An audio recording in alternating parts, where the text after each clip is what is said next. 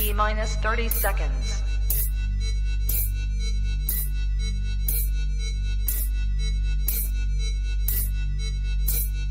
T minus 20 seconds.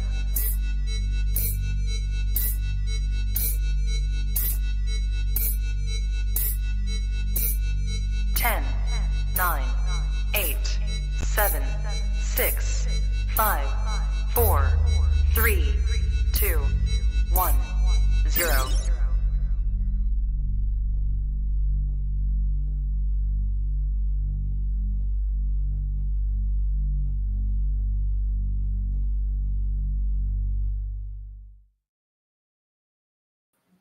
Trap Talk Reptile Network, coolest reptile network in the world. Episode 487. All in the Tree Tuesdays, that time of week. A lot of yours favorite time of the week, like mine. I'm not gonna lie, this is it for me. And guess what? It is the great and powerful Marcial Mendez tonight. That's right. Usually the co-host of All in the Tree Tuesdays with me and Bill, but tonight he's in the hot seat, and it's all about the albino green tree python. It's gonna be a great one. What's good, everyone? I'm your boy MJ. How's everyone doing out there? Hope you're having a great start to your week. If this is your first time hanging out with us, you're into keeping reptiles, especially chondros, which is green tree pythons, do me a favor, hit that like button. Show support to Marcial Mendez, all right? He's a fucking loyal, down-to-earth mofo, but he really loves his reptiles, and he's really all about the chondros. We're going to talk a lot tonight. But anyways, hit that like button, hit that subscribe button, hit that notification bell. By doing that, you'll be reminded of every single podcast release under this network, 6 days a week, all right? You can also listen to all the Trap Talk Reptile Network episodes on all the major audio platforms. There's Buzzsprout, Apple Podcasts, Spotify, Google Play, wherever you listen to this podcast. Thank you so much, first and foremost. All right. If you're looking for exclusive content, if you want to support what I do more than just watching it, and if you want to connect yourself with some of the top keepers in the reptile game, longevity is what we're all about, man. Join the Trap Talk Patreon family. As soon as you join the Patreon family, get a link to a Discord, which connects you to everyone. And then also, we have an awesome Instagram group chat that's 24/7 cracking, man. My trappers are really passionate about what we do, and we're always talking about reptiles. It's all about the reptiles, and it's all about the growth, and we're having a good time. So come join Trap Talk Patreon family. Come have fun with us, and come to Trap Fest. Trap Fest is right around the corner, about 2 months away. Some heavy hitters coming to Trap Fest. To get more info, you have to go to the Patreon and get all that info. But either way, can't wait to see a lot of my Patreon members. You guys are my heart, and I really mean that. So thank you, all my Patreon members, and of course, thank you for just watching. All right, even the guys who refuse to subscribe and like because they're like, God damn it, MJ. I'm not here for you. I'm here for the guests. That's fine. Good. You're here. Welcome. Thank you. All right. Early birds. Who's ready for tonight? All right. Wait, hold on. Before I get to the early birds and say hi, go to US ARC and support US ARC. Let's get these numbers up immediately. usarc.org. Second link in the description below. First and foremost. So please go read all about US ARC. Stay on top of legislations. And of course, support US ARC Florida. All you Florida heads. But who's in the building? NW Herptological. Don't be Zach. Trap Talk Patreon member all day, every day. Big Mike, who's going to be serving up some lobsters just between him and I at Florida here in August. Once I go to Florida soon, cannot wait. Hopefully I can bring the mayor with me. Tap the mayor here soon. But anyways, Big Dog, 1776 Exotics, the OG Trap Talk Patreon member. Seriously, since day one, I appreciate you, dog. All City Serpents, James B in the building. What is good? Trap Talk Patreon member all day, every day. Scale Fids and Feathers in the building. What is good? Know me, Josh. Thanks for tapping in. Trap Talk Patreon member all day, every day. Cruise Family Constrictors, my man Diego. What's up, Diego? Trap Talk Patreon member all day, every day. D-Leak in the building, Germany's finest. What is up, homegirl? Appreciate you so much. Go give her a photo. Appreciate you. Trap Talk Patreon member all day, every day. The Ugly Farm. Right on. That's a cool name. Thanks for being here. Appreciate you. Julio Fulio in the building. Trap Talk Patreon member all day, every day. Julio, did you get your probe things figured out? Your, I know you got, I think, Herps stat. You know, you can hit me up, buddy. You call me anytime you want. I got you. Hope you got that figured out. Because seriously, if you don't figure out your herb stats and you get like probe issues, it's not good. I'm telling you right now. By the way, Julio's a Trap Talk Patreon member. That's why he could call me anytime he wants. Morph Avenue from Mike. Mike Duvall in the building. What's up, Morph Avenue? Thanks for being here. Heath and Hatchery in the building. Trap Talk Patreon member all day, every day. Lupe, one of Texas' finest right here, recently had his first clutch, and he fucking nailed that shit. Hit it out of the park. Appreciate you so much. All right, we're going to end this in style, my man. Above all scales, Shane in the building. Thank you so much, Shane. Appreciate you, Trap Talk Patreon member. We're going to go to tonight's sponsors because, of course, I got crazy-ass mofos that want to support me, and they're some of the best student in the game, and that's a fact, all right? One person I do want to shout out as far as sponsors go is the great and powerful Mark Hager over at Texas Chondros, all right? Mark's killing it so far this year. All right. Designer games are not to be slept on. Yellow or red, take your choosing. All right. He is very passionate about his yellows. All right. And I think we got to have somebody to be passionate about the yellows on that level. I don't know who's actually more passionate than Mark when it comes to yellow neonates. But anyways, his work's definitely not to be slept on. Go see what he has available, TexasChondros.com, or what he's about to have available. Best way to kind of see what's coming is giving him a follow on Instagram, Texas Chondros. He's also one of the best guys to put the entire state of chondro keepers on. All right. He shares all the love of the success going on in the chondro Texas world. So shout out to people like Mark Hager, man, showing all the love that he could show. So thank you so much, Mark, for your support. Really awesome to have someone like you sponsor Trap and also ready to be here anytime I need you. So thank you, Mark. I appreciate you. Also, tonight's episode is brought to you by RGI. All right. Cutting edge when it comes to turning in your ball python sheds. Can't say that yet on the chondros. Or maybe can I? Let's ask the mayor himself, Bill Siegel, taking a sip of what? What are we drinking tonight, Bill? It's a La Crema Pinot. We can't have decoy every night. That's good stuff right there, bro. It is good. That's good. That's actually more. That's more expensive than decoy, isn't it? They're about the same, I think. About the same. Yeah. Happy Tuesday. Happy Tuesday, buddy. Do you have any chondro RGI update? I mean, I could easily ask Ben, but what's recent with that? If you want to touch on that real quick, maybe. Yeah, we talked about it not too long ago. So they are going to do, or they have the ability to do chondro sheds, and their whole plan was to be able to do single shed analysis, right? Like they do multiple other species now. Send a shed of the Neo. You don't need to do the parents or anything. Just send the shed in, tell them the species, they tell you what sex it is. They have not been able to fine tune that enough to do it. So they have to do it the old fashioned way, which is the neonate shed, both parents shed, a known male offspring of the sire. You send all that in, and then after months of analysis, they can tell you with great accuracy what the babies are. The problem is it's time consuming and it's very expensive.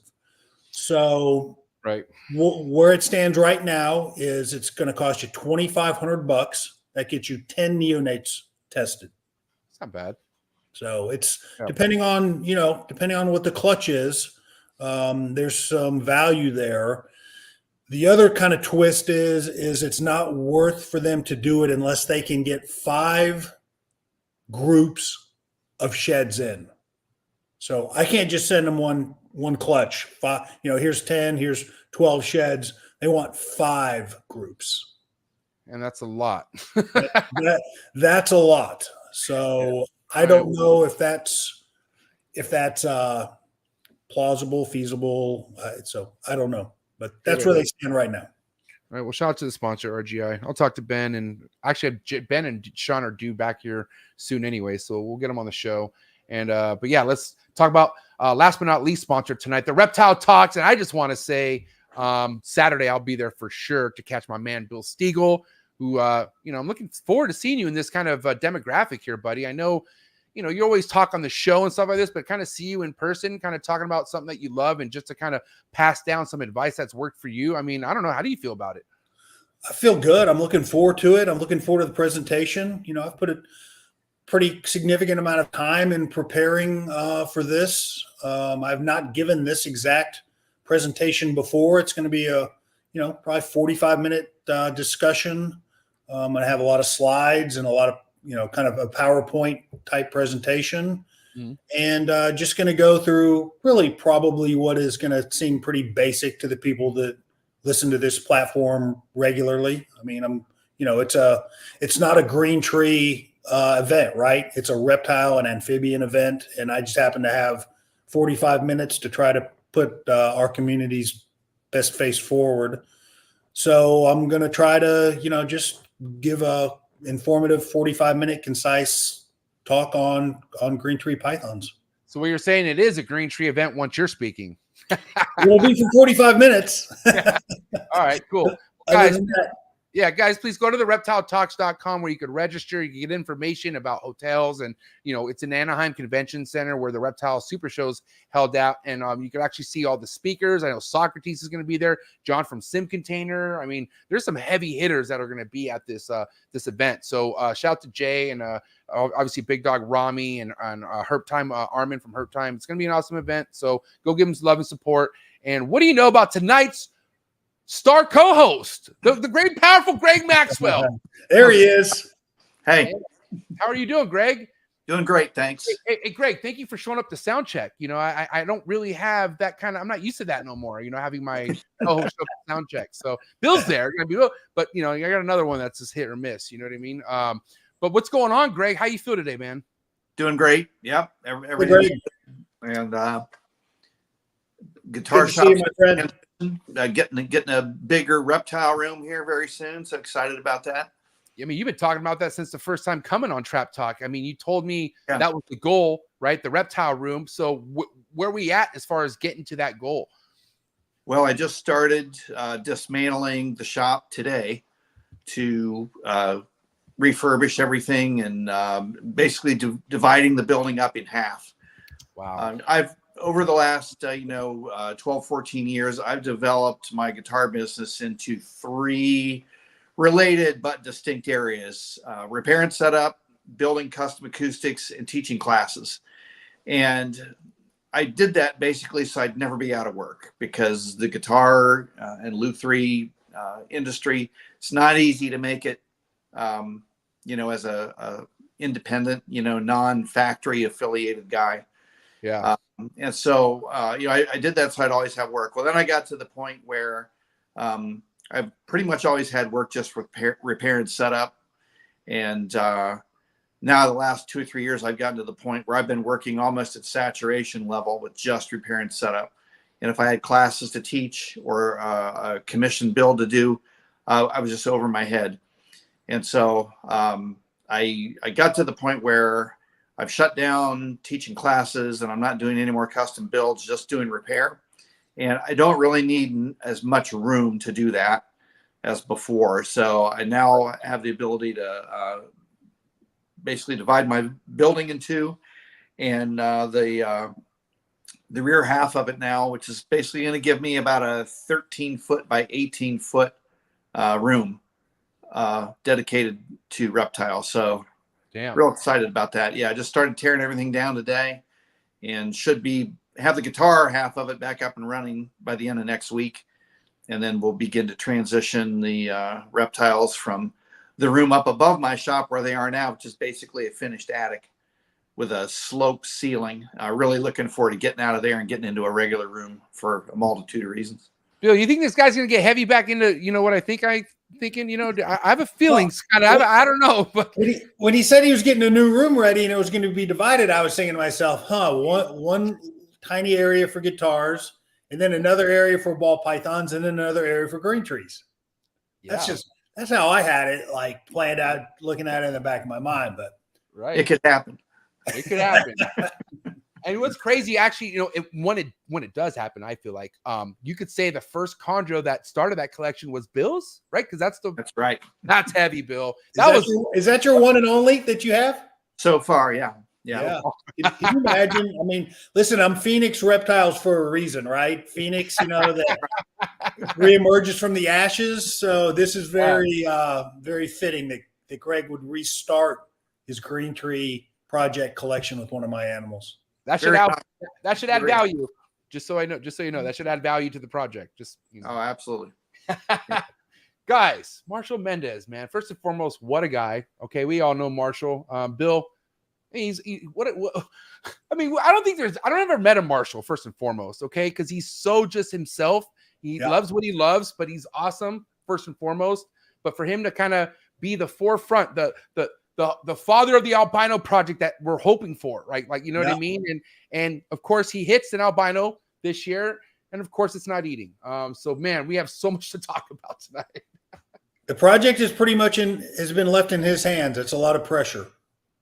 Yeah, but it's funny because you talk to Marcial, he doesn't seem like he has pressure whatsoever. I mean, he's pretty fucking like bulletproof at this point. And what I mean by that, even like if you try to go to him with some success, don't expect a fucking applaud or any kind of like you did a good job, because you ain't gonna get it from this guy. All right, first and foremost, and that's why I love him. All right.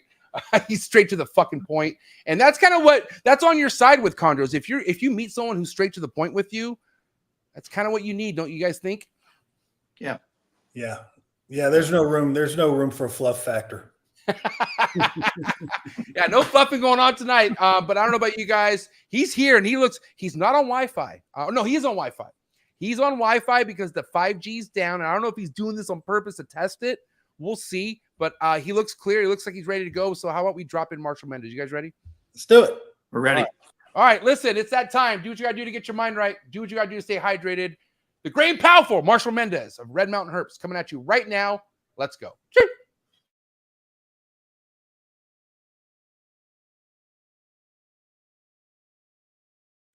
Good. You ready for do more in the future? Trap Talk podcasts? Yes. Man. Only Trap Talk. Exclusive. Yes. Tell 'em. Exclusive. Oh. So stop calling us. Rub the spot, get the club to pop. When I come up with the crop, gotta love it or not. I'm hot from the hop to the rub the spot, get the club to pop. When I come up with the rub the spot, get the club to pop. When I come up with the rub the spot, get the club to pop. When I come up with the rub the spot, get the club to pop. When I come up with everybody, we do it. Everybody, we do it.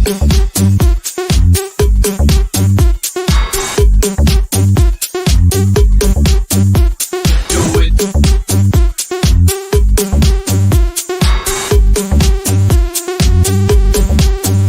Do it.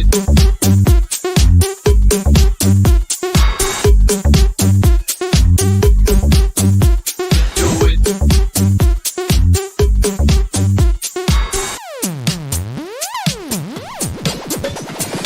Rub the spot, get the club to pop. When I come up with the rub the spot, get the club to pop.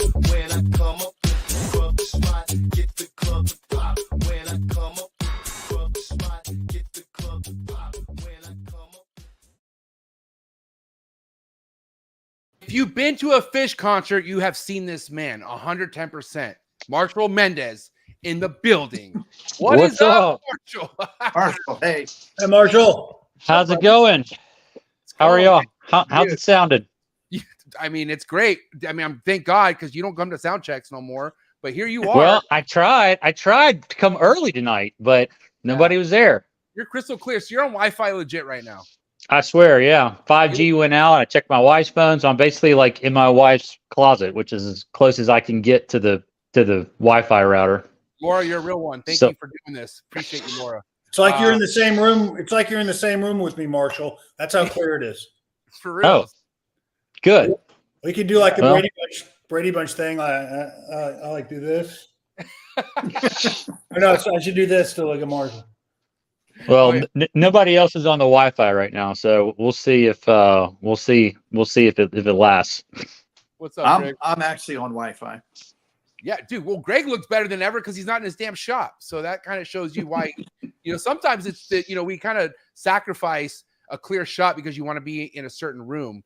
But, at the end of the day, you look great, Marshall. And I'm so happy that we're finally getting your episode in because, regardless of how many albino green tree pythons you have, you still have something to look forward to right now. It's exciting that you have alive babies from a clutch that has an albino, but why don't you kind of tell us your feelings and give us an update straight from the front of how the albino green tree python's doing currently? Sure. Yeah. Well, first of all, Greg, it's good to talk to you again. I hadn't talked to you in a while. I was just talking about you with our buddy Antoine this past Sunday. He said that you picked up a couple things from him. So anyway, this baby seems like it hatched a little bit runty with a tied up umbilical cord, didn't absorb all of its yolk, but it did eat. I waited. It still hasn't had its first shed yet, so I was kind of waiting to see. Let all the other ones from the clutch, which there's not many, but there's two others from that clutch and one from another clutch that hatched on the same day pretty much, and waited for all those to shed. And then, realized this one wasn't going to. So when I did the first feeding for all of them, it ate on the first try with the rest of them. And then the other ones have had, I don't know, maybe 4 meals so far, and I hadn't been able to get him to take again. He'll strike and then he'll drop. And so, it looks it could be worse. But there's a little bit of optimism there that he's gonna pull through. I just assist fed him a rat tail a couple of nights ago, and it was so easy. It's the first time I've ever tried that, and it's so much easier than trying to do a pink or pink head. It's probably not as much nutrition there, obviously, but I think the ease of it and the lack of stress that it puts on them compared to the other way may work in your favor if you could just kind of, get it to limp along, hopefully have a shed, and then, things can change from there. Now, Greg, I want to, and Bill also, I know from what I've heard as far as assist feeding with tails, that's just actually a hopeful bump that it goes to wanting to eat something, right? Like you can't really nutritionally depend on a rat tail, from what I understand, when it comes to assist feeding. Do you guys have anything on that? Well, yeah, I mean, nutritionally, you're probably on a limited basis with it, but I think, the whole idea is just to get the snake used to swallowing and gastric juices flowing. And Marcial said, maybe get a little bit of metabolism going, get a shed going, and it's just, it's progress. Yeah. Like I said, I've never done it before with any other animals. So it'll be interesting. And Marcial, I think, when I was dealing with my first couple of clutches, I was figuring out the assist feeding thing. And Patrick, actually, it was like 2 years ago. Patrick told me the thigh thing, cutting the mouse thigh. And he also recommended the tail. And when I saw how easy the tail was, because I'm like, I don't want, especially being wet behind the ears, like that is very stressful to grab something that your praying makes it, but you're grabbing it by the back of the neck and you're shoving a pinky head that's just becoming mush, and you're just like, what the hell is this? And so when I figured out the tail thing, I was like, oh, I'm saved, but I didn't save it. Like, yeah, I looked at it like, oh my God, okay, at least I could eat this. And then I think after a few weeks, Patrick's like, dude, you don't want to rely on that. Like, you want to hurry up and like get to it to something else. And then eventually just didn't make it, unfortunately. So that's why I brought that up. Like, okay, like obviously, the tail is that's like a one step to where like, okay, I hope this thing figures out after at least swallowing something, right? Right. And like I said, get it to shed. And the fact the shed thing, right? That's the biggest thing, because we don't know how much stress that snake's going through not being able to shed skin when it should already shed skin by now, Yeah, I mean, it doesn't look bad. This, how sometimes it doesn't look like it's too, it's well hydrated. It's but it's just, it was small compared to the other ones. So we'll see. I haven't decided I didn't want to start butchering mice like I told you the other day, but I guess I might have to get used to it if the tails don't work. I mean, frozen thaw's not that bad because it's kind of like firm and it cuts real easily, and then you just thaw out the leg. So I recommend like doing it frozen thawed or frozen. That's a good idea. It's easier. That's a good idea. Versus just pre-killing it and then doing it like that. It's pretty brutal. Yeah. But yeah, Bill, I know you had something to say on the matter. Oh, I agree with Greg and Marcial that the tail is good. It's just a good bridge, and it does get him used to swallowing. I think that's a big thing. Get something in its mouth, something in its throat, get in it to swallow is really what you're looking for there. And I agree with Marcial. The first time, I think Matt Morris told me about tails, I used mice tails, and it was just so easy. Like compared to trying to get, I never tried to do assist feed an entire pink, but I did try to do the head, and the head it was just messy, and they fight you. A lot of times they'll fight you. Oh my God, yes, and it was stressful on me. I'm sure it was stressful on the animal, but that tail is just so easy to get it down, and then we've talked about. We could do an entire show on assist feeding. People like the mouse thighs for more nutrition. I like strips of chicken gizzard, which I just cut into the same size, roughly the same size as a pink, just a little bit longer. So really, it's more like the consistency of a tail. Yeah, and, like the size and shape of a tail. I think that's what makes it.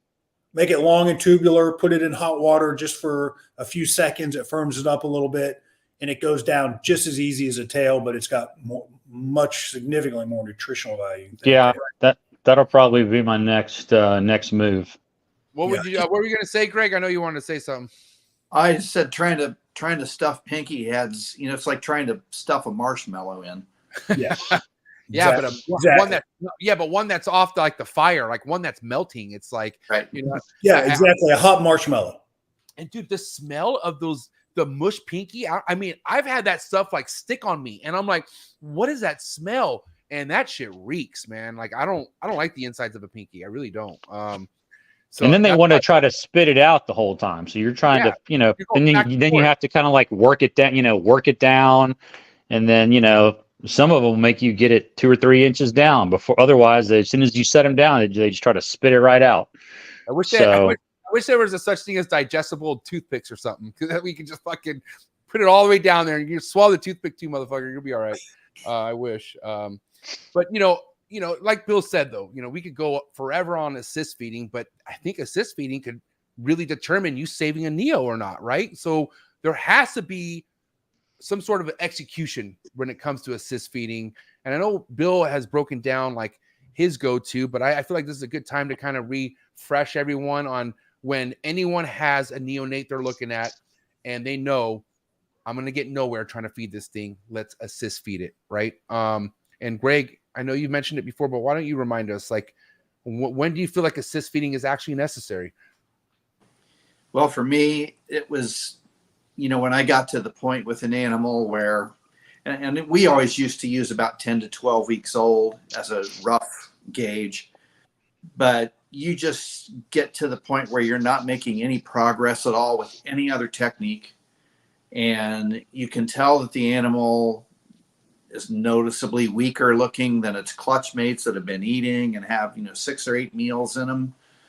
And it's just kind of a thing that comes with experience where you just go, okay, yeah, it's either this or the thing's going to starve to death. Yeah. Bill? Yeah, I think his time frame is right. Maybe 6 weeks, and a lot of it depends what they're doing. I mean, if they're just complete running, if I can't get it to even strike or wrap or defensively strike, or I think maybe I can get a pinky head lodged in or a piece of gizzard lodged in, then I'm much more apt to just, it misses 4 meals and it runs 4 times in 4 weeks, then I'm going to start. So you're fourth week of a runner. You're 4 weeks, and in an animal that I really think doesn't even have a chance of making significant progress. Yeah, about 4 weeks. And Marcial, you've been doing this for a while, just like Greg. We've talked to Ryan Young before on this show, and he has a super laid back approach. Like, he doesn't offer till 2-3 weeks after its first shed. Have any of you guys actually tested that yourself? Like, and also you, Greg, I don't think I've asked you this. Have you ever just thought, let me just kind of wait a while and see if I have success not offering it like the day of or the day after, or even the week after its first shed, like giving it some time? I never did. I always started feeding trials right after sheds. Now, if inevitably you're going to have some animals that refuse, and I'm not in a big hurry to retry those. I'll give them a week, if not a couple of weeks. Yep. The thing too, like Bill said, with what's happening, if you've got an animal that will repeatedly strike and hold on for a few seconds and then let go, or it wraps up and then lets go, you can build on that. Big time. Most of those animals will kick in after, a few trials of that. But if you got an animal like, the runners and the ones that won't strike, and just no matter what you do, they immediately spit it out or fling it, then that's a different story. But no, I really having experience with delaying feeding trials. I just kind of went after it right after the sheds. You guys would all agree that even striking is good, right? Like, that's fucking, you want the thing to strike first and foremost, right? My thing is when you have one that doesn't even want to do anything, it tucks its fucking head. And then once it tucks its head and you try to go there with it, it takes off, So you have a head tucker, and you have one that runs for the mountains. You know what I mean? This one it takes a while to get him fired up, but once he gets fired up, it'll strike. And every time I've gotten it to grab and wrap, but it just holds it for a second and then lets it go. So I don't know what it was about that first, the first time that, made it kind of finish the deal. But I think I'm definitely going to go with the gizzards next. Try that out and see. Cut a long skinny piece and try to get that down there. Yeah, I think I think you'll like it. It's gonna be very similar to a tail. Yeah. Well, you want to know? Has anybody ever tried the? Go ahead, Marshall. Sorry. Oh, sorry. I was going to say, I got a local Amazon buddy that lives close to me. His name's Jacob Brooks, but I had an Amazon baby that wouldn't eat, and he gave me the trick, which is it's kind of an old ball python trick. Really, just I just never thought to use it with any arboreals. Is just putting the baby in a deli cup with a fuzzy overnight, and ate it. So I may try that. Haven't heard of anybody, really trying. I don't know if it would work with no perch, Marshall. Like with just no perch, just on the. Just threw it in a deli cup, threw a live fuzzy in there, and it was gone in the morning. Damn. Never tried it. I've tried live pinks on occasion. I've never had one take a live pink when it has run frozen. I know other people have. I just haven't in my experience. So I've really quit trying. Yeah, and I've been wanting. Go ahead, Marshall. I was going to say, I don't know that it would be good to work with chondros just because pinkies don't move around. Fuzzy's got a little bit more movement and action. Yeah. That but yeah, I would tend to agree. I don't think I would know that I would try it with a chondro with just a pinky. Now there's another resort. Resort I'm about to mention right now, and shout out to the homie Mike, Patreon member, who has he has what I'm thinking of. United States captive born and bred gecko. Why don't we try a baby gecko at some point? Would you be open to that? Like if we're talking about 100%. All right, I'll send you the one. I've got 2 eggs sitting on my shelf right now that I got 3 babies that are ready to go. I could send you one right now if I want. Yeah, so, send it. I get some sort of equity though. Like if he eats, like what? Do I get at least this snake was first meal was sponsored by MJ, like a little plaque or something. Like, is that cool? Well, I mean, you said in the intro how heartless I am, so I can't. I said jaded. I didn't say heartless. Heartless. Yeah, you didn't use the word heartless, Marshall. Yeah, you obviously love fish. Like you obviously love fish. You have a heart, all right.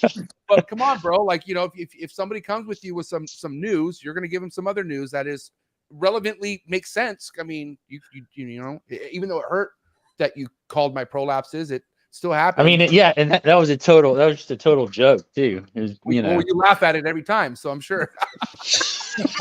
It still is funny. Yeah. Okay, but let's be real. How many people have blown you up so far, Marshall, asking you like what's available, or because obviously this is catching steam here with the albino, and you do have other babies, 4 other babies or 3 other babies other than the albino. Can you remind me the total in that clutch? In that clutch, there's 3: the albino plus 2, and then I've got 1 baby that hatched from calico to tiger stripe. One so baby. The other babies, Marshall, they're 66% het. Is that what they would be? Yeah. Yep. Nice. And then I've got, quite a few, I say quite a few, 6 or 7, 22s, and they're 50% het. I say 50 because there was not an albino in that clutch, and it was a Versace to a pos het female. So it was a clutch of 6 or 8, and there was none. So I've got to assume she was not het, although, I guess there's still a slight possibility. Yeah. But those are 50%, and then a couple of adult female 50%. Marshall, I mean, I don't mean to take any thunder from MJ, but you talked a little bit about like what's happened in the past. Like start from the beginning. I mean, if you don't mind going there now, MJ, like how did they come into your hands? When did you know you had albinos or possible head albinos? When did you produce the first one? All that kind of stuff. For sure. Good question. Yeah. So Damon Southeast was the first person to produce one, and then that I believe that was in 2001.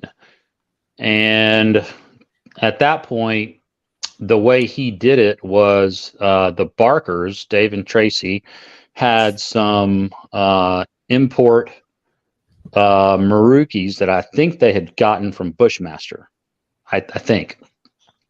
Anyway, they had a trio of them, a reverse trio, I believe, and they sold Damon 2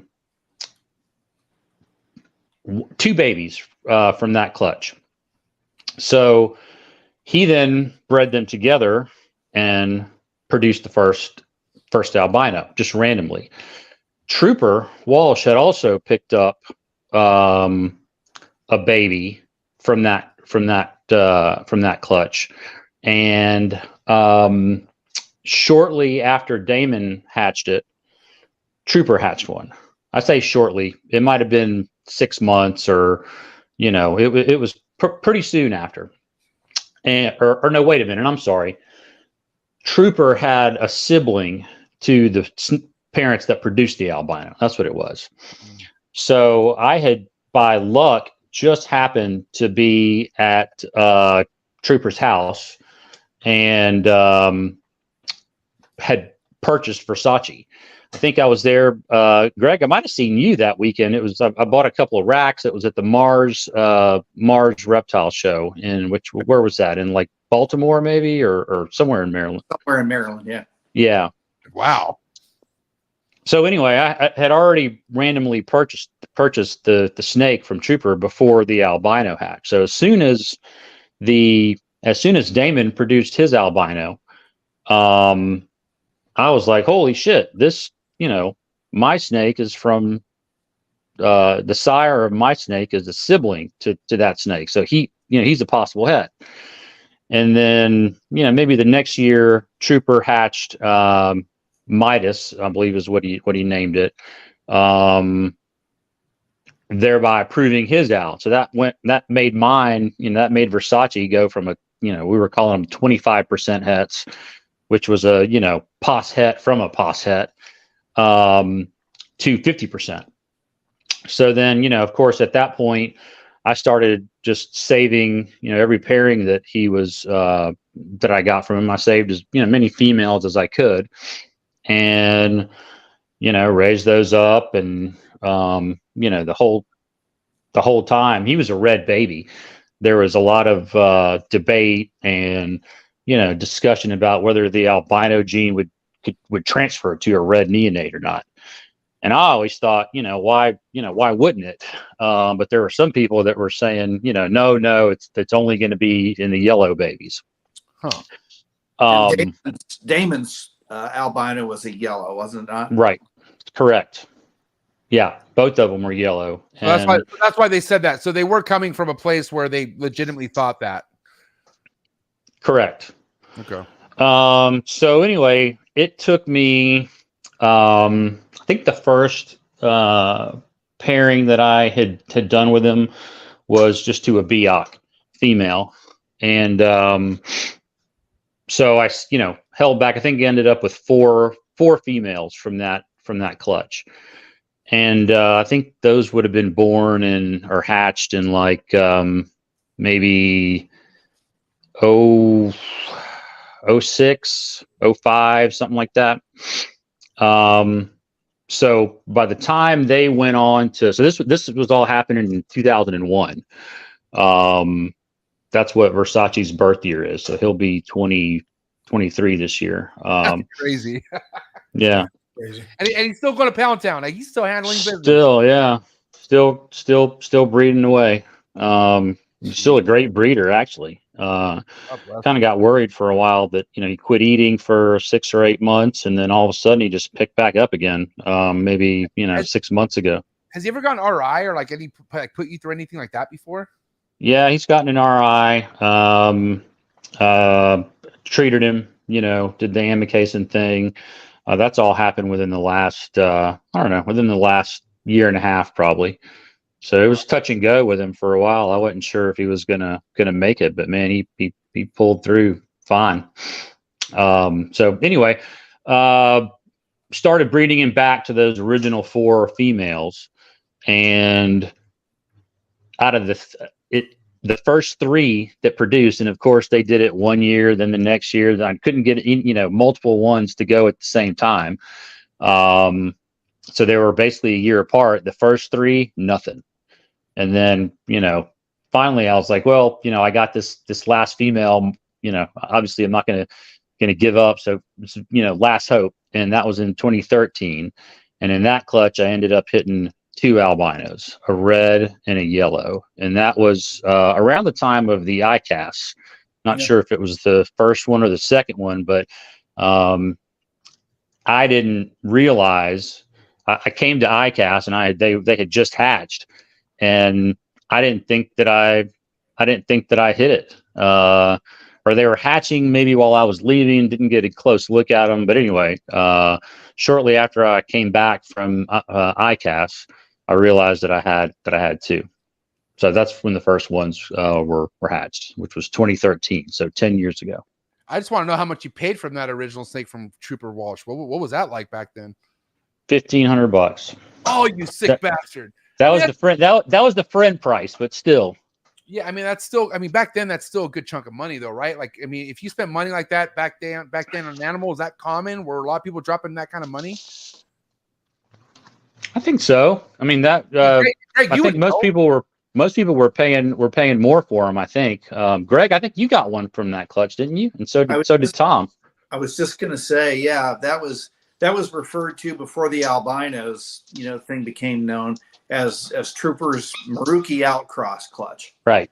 And I did buy one from him as a hatchling.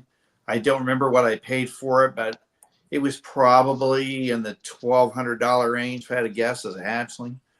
And yeah, that animal fathered a Diablo, and I had really high hopes for her, being a het. But I never got a chance to prove it out. She ended up not being a very good breeder at all. Never produced for me. Which is crazy because her clutch, El Diablo's clutch had some other really amazing snakes in it, right? I believe so. Yeah. So even Versace's brother with that line, because one thing about him is he's produced, he can produce blue, he can produce high, melanistic, high yellow. And I believe the clutch that you got that was that El Diablo was in maybe was similar. I don't remember exactly, but I know that she wasn't like the only really nice animal that came out of it. There was multiple ones. Yeah, there was multiples, and it was probably the most attractive batch of babies just as a single clutch of diverse animals that I'd ever hatched out. I think there were a couple yellows in there, but there was like tomato red, normal maroon, real dark maroon, brown. A picture of that clutch in my book, and yeah, it was just a gorgeous clutch of babies and very diverse. Yeah. Yeah. So, and I'm curious now, Marshall, because obviously I feel like anytime you have a shot at albino neonate, it's just from one pairing of the year. Or correct me if I'm wrong. Do you ever have like multiple shots, or do you have an opportunity that we're looking at where it's not just one clutch that we're relying on? It's gonna be a lot more. No, I mean over the years, I just haven't gotten the females, even on years when I've had multiple, I think the most I've ever produced in 1 year is maybe 4 clutches.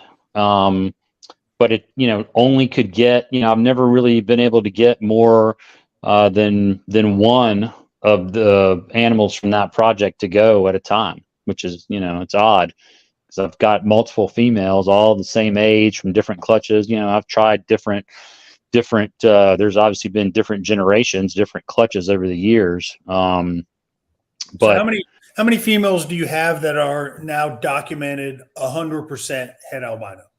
Well, now 0, because the mom of this clutch died shortly after laying the eggs, or maybe shortly after they hatched.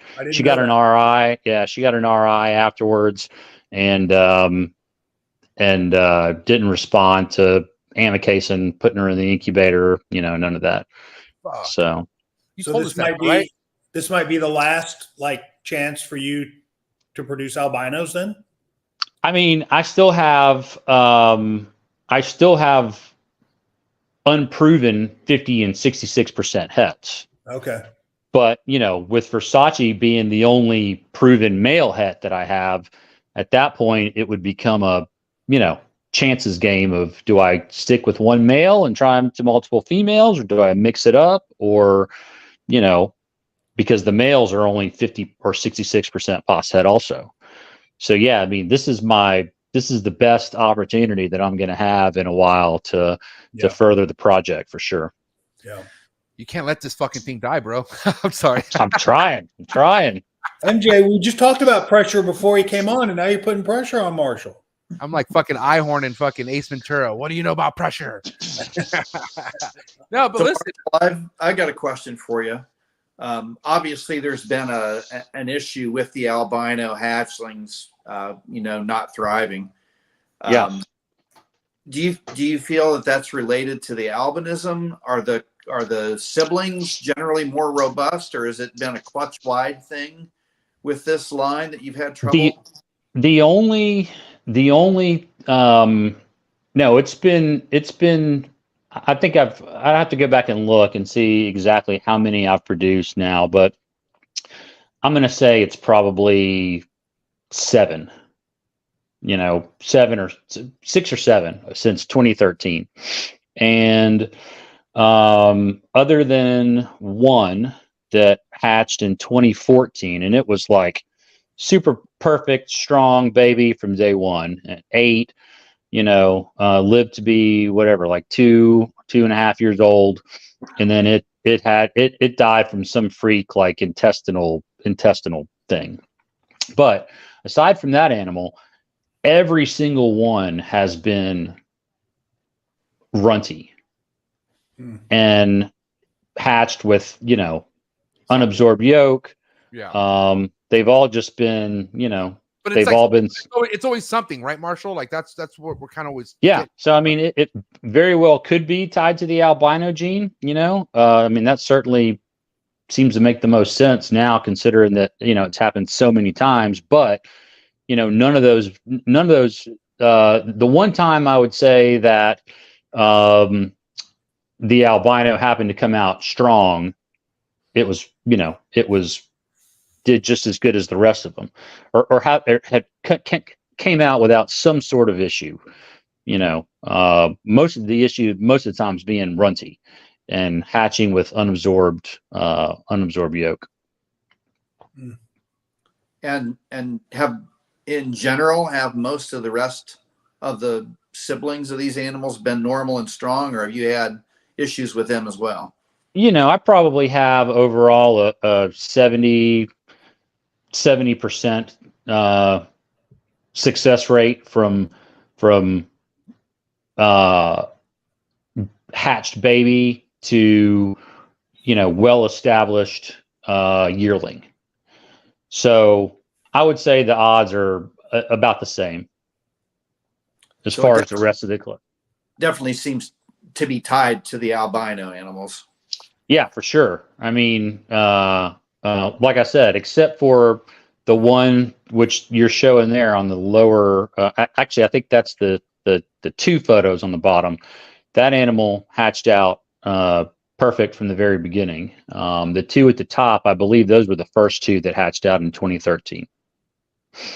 Wow. There was a yellow and a red. I believe that's the only yellow one that I've ever produced.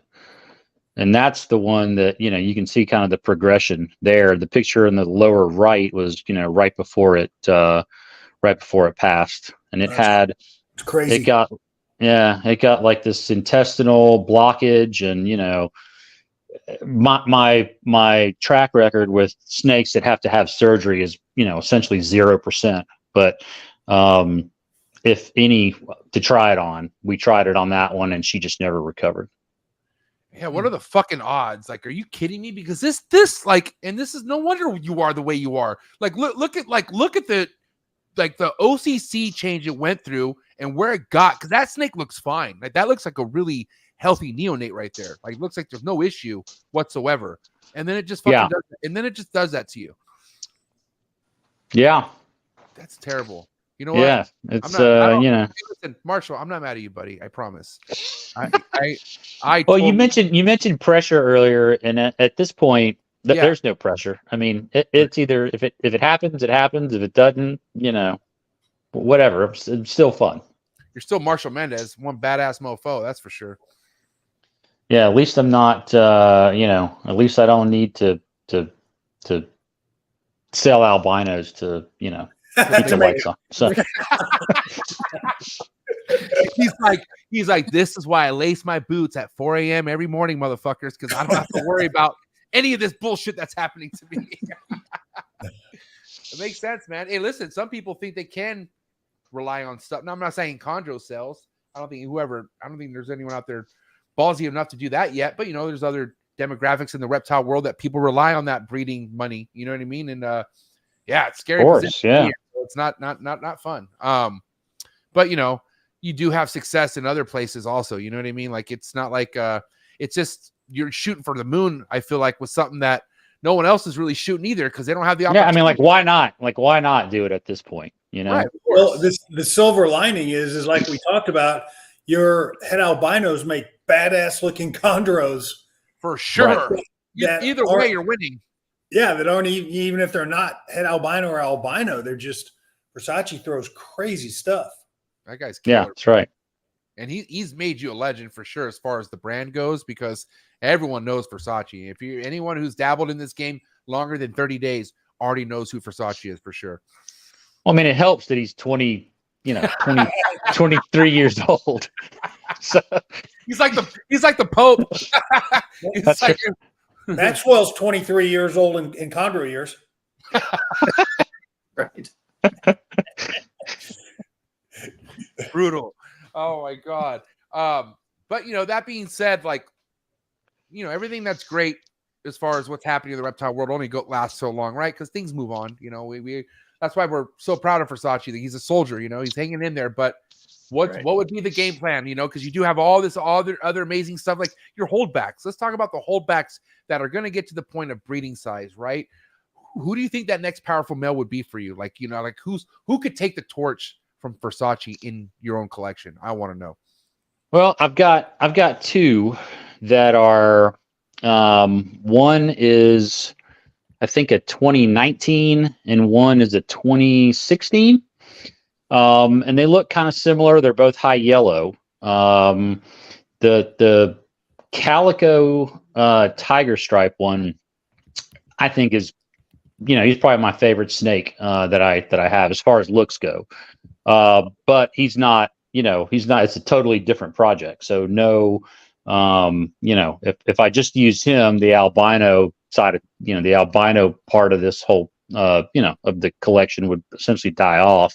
Right. So the 2016 male that I have is a 66% het. And then I also have,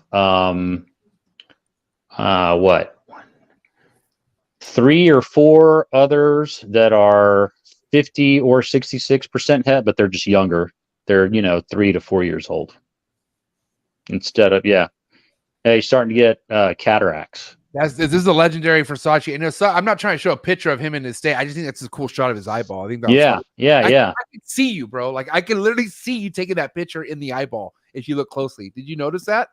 I didn't know. You could see your head.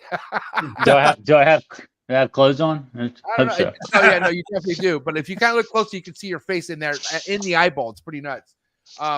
But yeah, when did you notice this? Because this is kind of obviously you have to keep a chondro long enough to experience this. But is any side effect from this? From what you notice, is he eating differently or like Not really, other than you open the cage and sometimes you just like strikes at nothing, strikes at the air. Well, the ones with perfect vision do that. Yeah. or strike the puppy pad or whatever. Yeah, no, but you can tell he's showing his age a little bit. Just as far as, being a little bit not not on his A game like he used to be. This one looks like it has a meal in him for sure. This is one of the clutch mates, right? I think that one's the Calico, right? That's Calico for sure. My bad. That's the yeah. That's the only one that was out of that second clutch of yours. That's right. Yeah, Calico Tiger Stripe. And can you kind of explain how many eggs were in that clutch and what happened to the remainder, just for the record? I'd have to look at my pictures to make sure, but like, you know, before they started hatching, that was a one and done pairing. So only observed, put them together, observed one lock. I want to say it might have been like the first time. I'd have to look at my records again to be sure. But first time I put them together, they locked up, and then I didn't record any other ones. So I was kind of already a little bit doubtful. Bill was saying that he had success with one and dones before, so that gave me a little bit of hope. And then she laid, I want to say 11 fully shelled, good-looking eggs. And you know, I don't usually candle anything, at least not at first. So I just put them all in the egg box, and within the first 2 weeks, I'm going to say maybe out of the however many she laid, maybe 11 or 12, 4 or 5 went, started to get fuzz on them, and I candled them at that point, and some of them were infertile, so chunked those.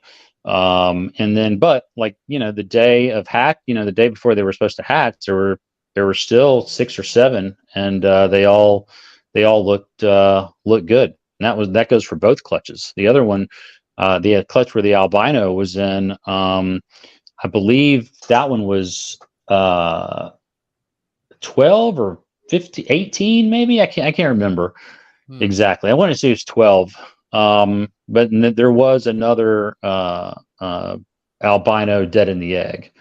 So there would have been, 2 in that clutch. But they, so many of them, like I think we talked about on one of the previous episodes, I noticed that the shells were really hard, tough, not as, soft and pliable as you would expect them to be at that stage. And I'll be like, I want to say 75% of the ones that didn't make it had a tied umbilicus. So, the Ryan Young theory was that I didn't notice this after he mentioned it, but you could tell they had been trying to pip, because the egg looked like it had a bunch of slashes on it, but they were all, what I was seeing was slashes all from the inside. None of them made it all the way through. So was it penetrating?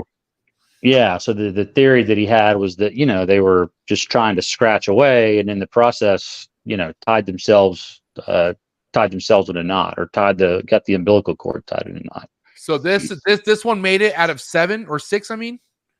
Yeah. God damn. And what would you have to think of that, Greg? You had to go through that. I'm not even sure. Have you been through that? Have you had that many umbilical cord wraps around the neonates? I mean, what's your take? Yeah, I've had a few. Yeah. Yep.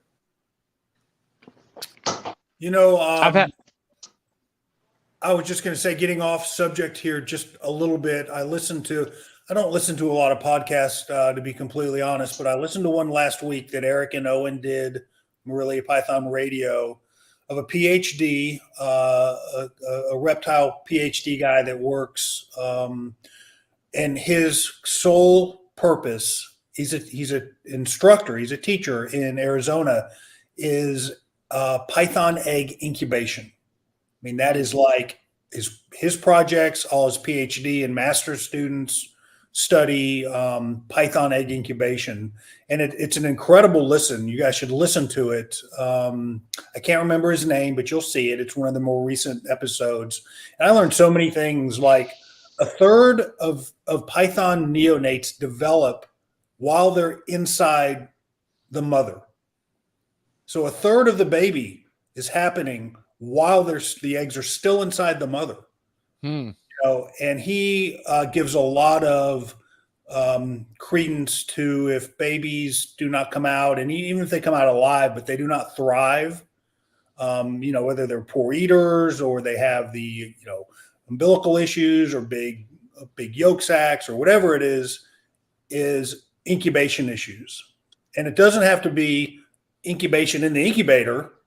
It could be incubation while the eggs are still inside the mother. So just it was really a great interview. So I would encourage the listeners, you guys, to listen to that podcast as well. I'm going to take the time to say hi to Kim. Hi, Kim. Yeah, shout out to Kim. Hi, Kim. Everybody can see you. Kim is amazing. She is the reason why I miss the Stiegel household so much. She's an awesome person, and I miss you, Kim. I hope you can hear me. It's MJ. It's not Marshall. This is MJ. MJ, Marshall, Greg, and everybody else in Trap Fest land. Well, fair warning, I was coming for some wine. So cheers, everyone. Hey, and for the record, Kim Stiegel loves MJ, just so you know. We're going to hashtag it. Yeah. But yeah, so what were we talking about? Holy shit. We totally forgot now. We're talking about the egg incubation. Okay. So, I mean, I don't know, first and foremost, I remember one thing I said about because you all think what causes a snake to be so fucked up in the egg. And a lot of people think an egg rolling determines an egg going down the shithole. And I don't think that's the case. Only reason why I really know this is because Ryan Young also hit me up saying, man, I've had eggs roll before and they hatch no problem. And then I also saw a video. I can answer that because I listened to the podcast, and that is not the case in python eggs. It's the case evidently in turtle eggs, which I didn't know. Okay. But python eggs, if they roll, even if you put them back, they're dead. They're gone. Even if you don't put them back, they can roll and they're fine. Yeah. There gets a certain point where the embryo is so developed that if it rolls, it can shear. You can have a shear effect. But the actual embryo itself, when the egg is still young, you could rotate it every day. Yeah. Oh, really? Yeah. He didn't recommend that, obviously, but a python egg is not susceptible to the embryo being upside down, suffocating, or whatever, I guess, like some other species. Interesting, because I've always marked the top of them. I've had them roll, but you just put them back. Yeah. I mean, we all do that. I do that as well. But again, interesting. Listen to that podcast. A lot of information came out of it. Yeah, shout out to NPR. I'll definitely check it out for sure. Had Eric Owen on the show. What a guy! That guy's a cool guy, man, for sure. But another thing too, I saw. So shout out to the late Rico Walder. I know I went on this crazy video binge on YouTube, looking at old Rico videos, and man, I think it was maybe only a couple times, but he would pick up a female. And that female took the whole clutch with her, and and all those eggs just go and roll. And it's and he didn't really seem to panic. He just kind of got them all together and put them back. And that was that. For instance, I would think, I would probably lose my mind if that was me, right? Me too. I would have as well. I would have been it's over. It's done. I fuck this up. Always next year. But anyways, yeah, it's really nothing to really stress about. Now, mind you, you don't want to puncture the egg, right? You don't want it to fall off a goddamn cliff. I have done that before, trying to separate them. I've punctured one.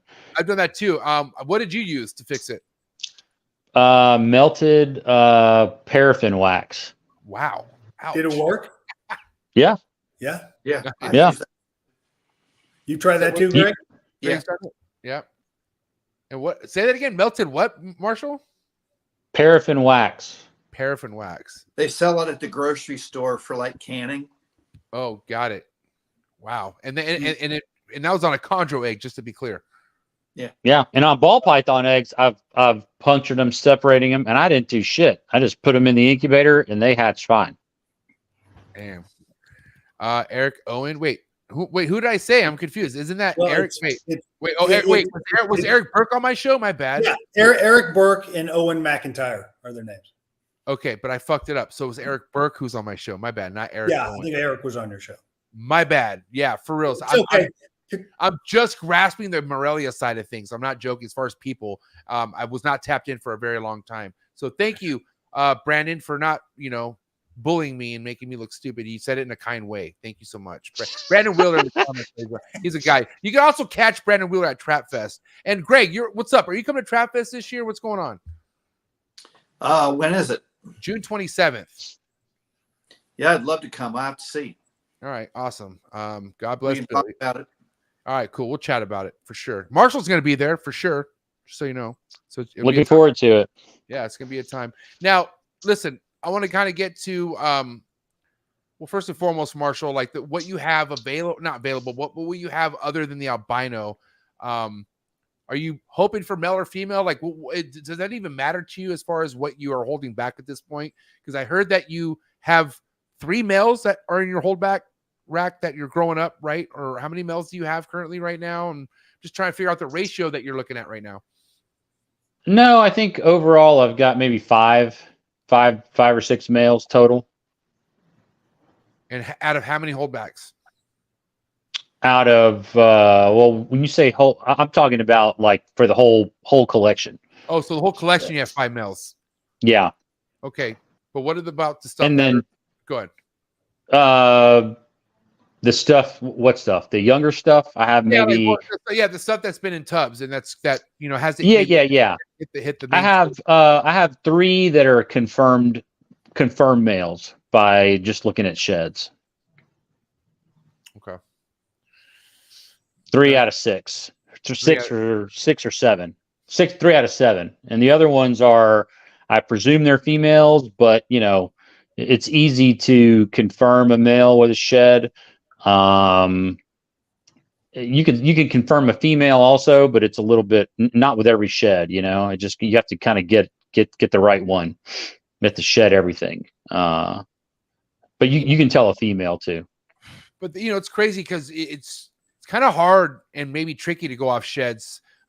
Because from what I experienced, I've had things not show me any fucking plugs for goddamn 3 years, and all of a sudden, wow, where'd that come from? So Greg, you can't go off every shed. No, of course not.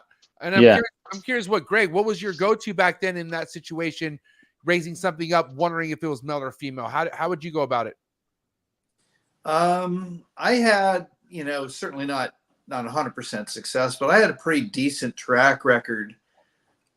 Just kind of looking at body type and head shape and everything in a clutch when they hit. You're gonna start some fires right now, man. There's people who hate this analogy. I'm not joking.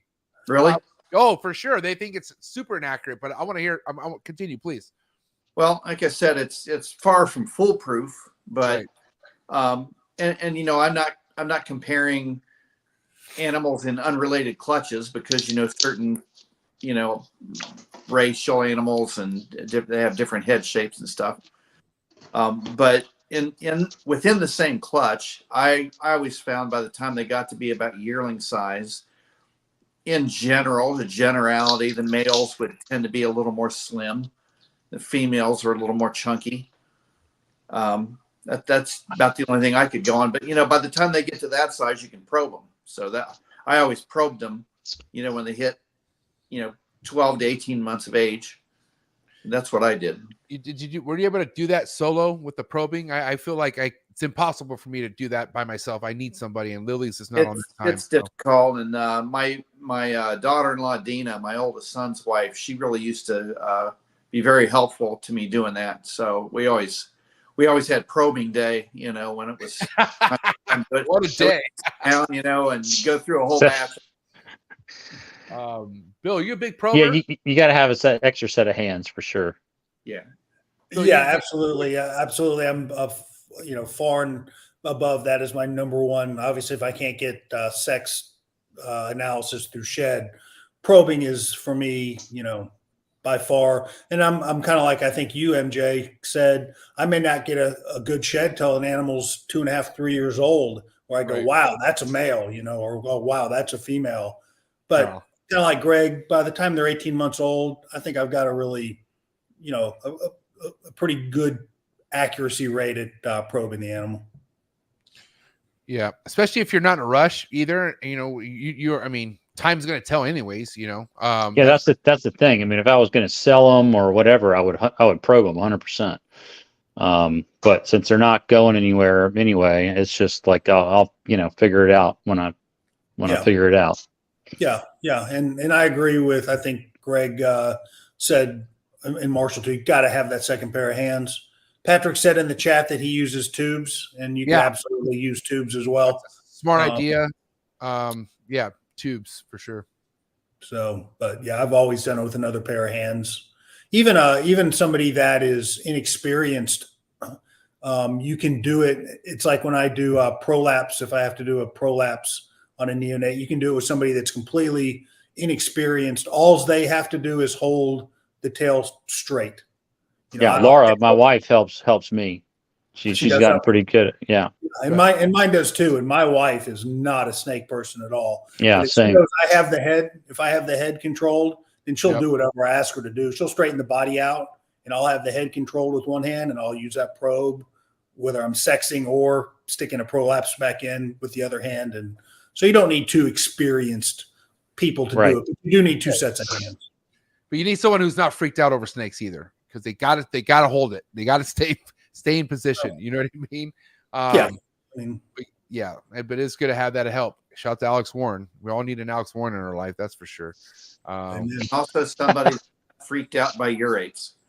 that too. Urates freaks them out, then probably you need to get another victim. So now, Marcial, I know we're approaching, we're already halfway through this year, it seems like, right? What are we coming in May? And I we always talk about when certain people like to shut the breeding season off, like, all right, just pull them out, call it a day or call it a season, right? Is that a case for you at all during the year, or do you just pair as you see signs? Like, I mean, what after all these years, what have you done? Are you seasonal, or do you prefer to breed as necessary? No, I've always been seasonal, cycle, and then, pair them together. But I mean, that worked for me for, 17 years until really longer than that, until I moved. And so now I'm kind of having to, adjust to my new room, just because, like I've mentioned before, the room is really not an ideal snake room as far as, I don't have super precise control over temperature, like I did in my old house, which was, a basement. So now the new room, a lot of windows, way more affected by what's happening outside. So I've had to adjust. I've never done food cycling before, but I'm going to give it a shot this year, just because so many people on the show have said they've used it. So, we're getting into summer now. I'll probably try, stop feeding for 2 or 3, maybe 2 months or so. And then, start feeding them pretty heavy, towards the end of summer, and just give that a shot. That's all across the board, right? The emeralds too. Like, that's kind of how you do it all across the board, right? Everything you keep. It's always been seasonal. Yeah. I mean, I've always done, everything is in the same room. I mean, obviously the racks and the, heat panels or whatever have different, they can be set to different temperatures, but I mean, I've always done everything, all my snakes, in the same room. So they're all kind of getting the same thing. I've never done ambient, 100% ambient. I mean, I do have ambient heat in the room, but I don't, I also have always liked to give a hot spot. New room could really kick you in the balls, if you know what I mean. Yeah, 100%. Yeah, it's definitely, I could say set me back, because it hasn't affected the ball pythons at all. But who knows if anything would affect them.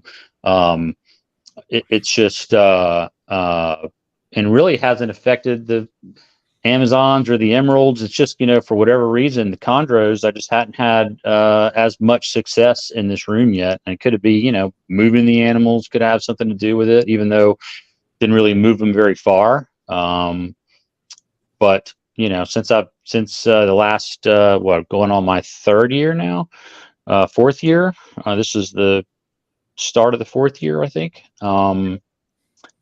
It definitely I haven't had, a chondro. I think the most chondros I've produced in a year is maybe 8 or 10.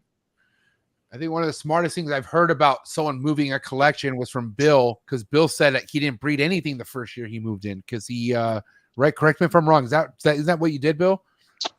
Yeah, I bred ball pythons, but I didn't. I meant like, excuse me, any chondros. That's what I meant. No, Like, I didn't even attempt. I didn't even attempt a breeding the year that I moved.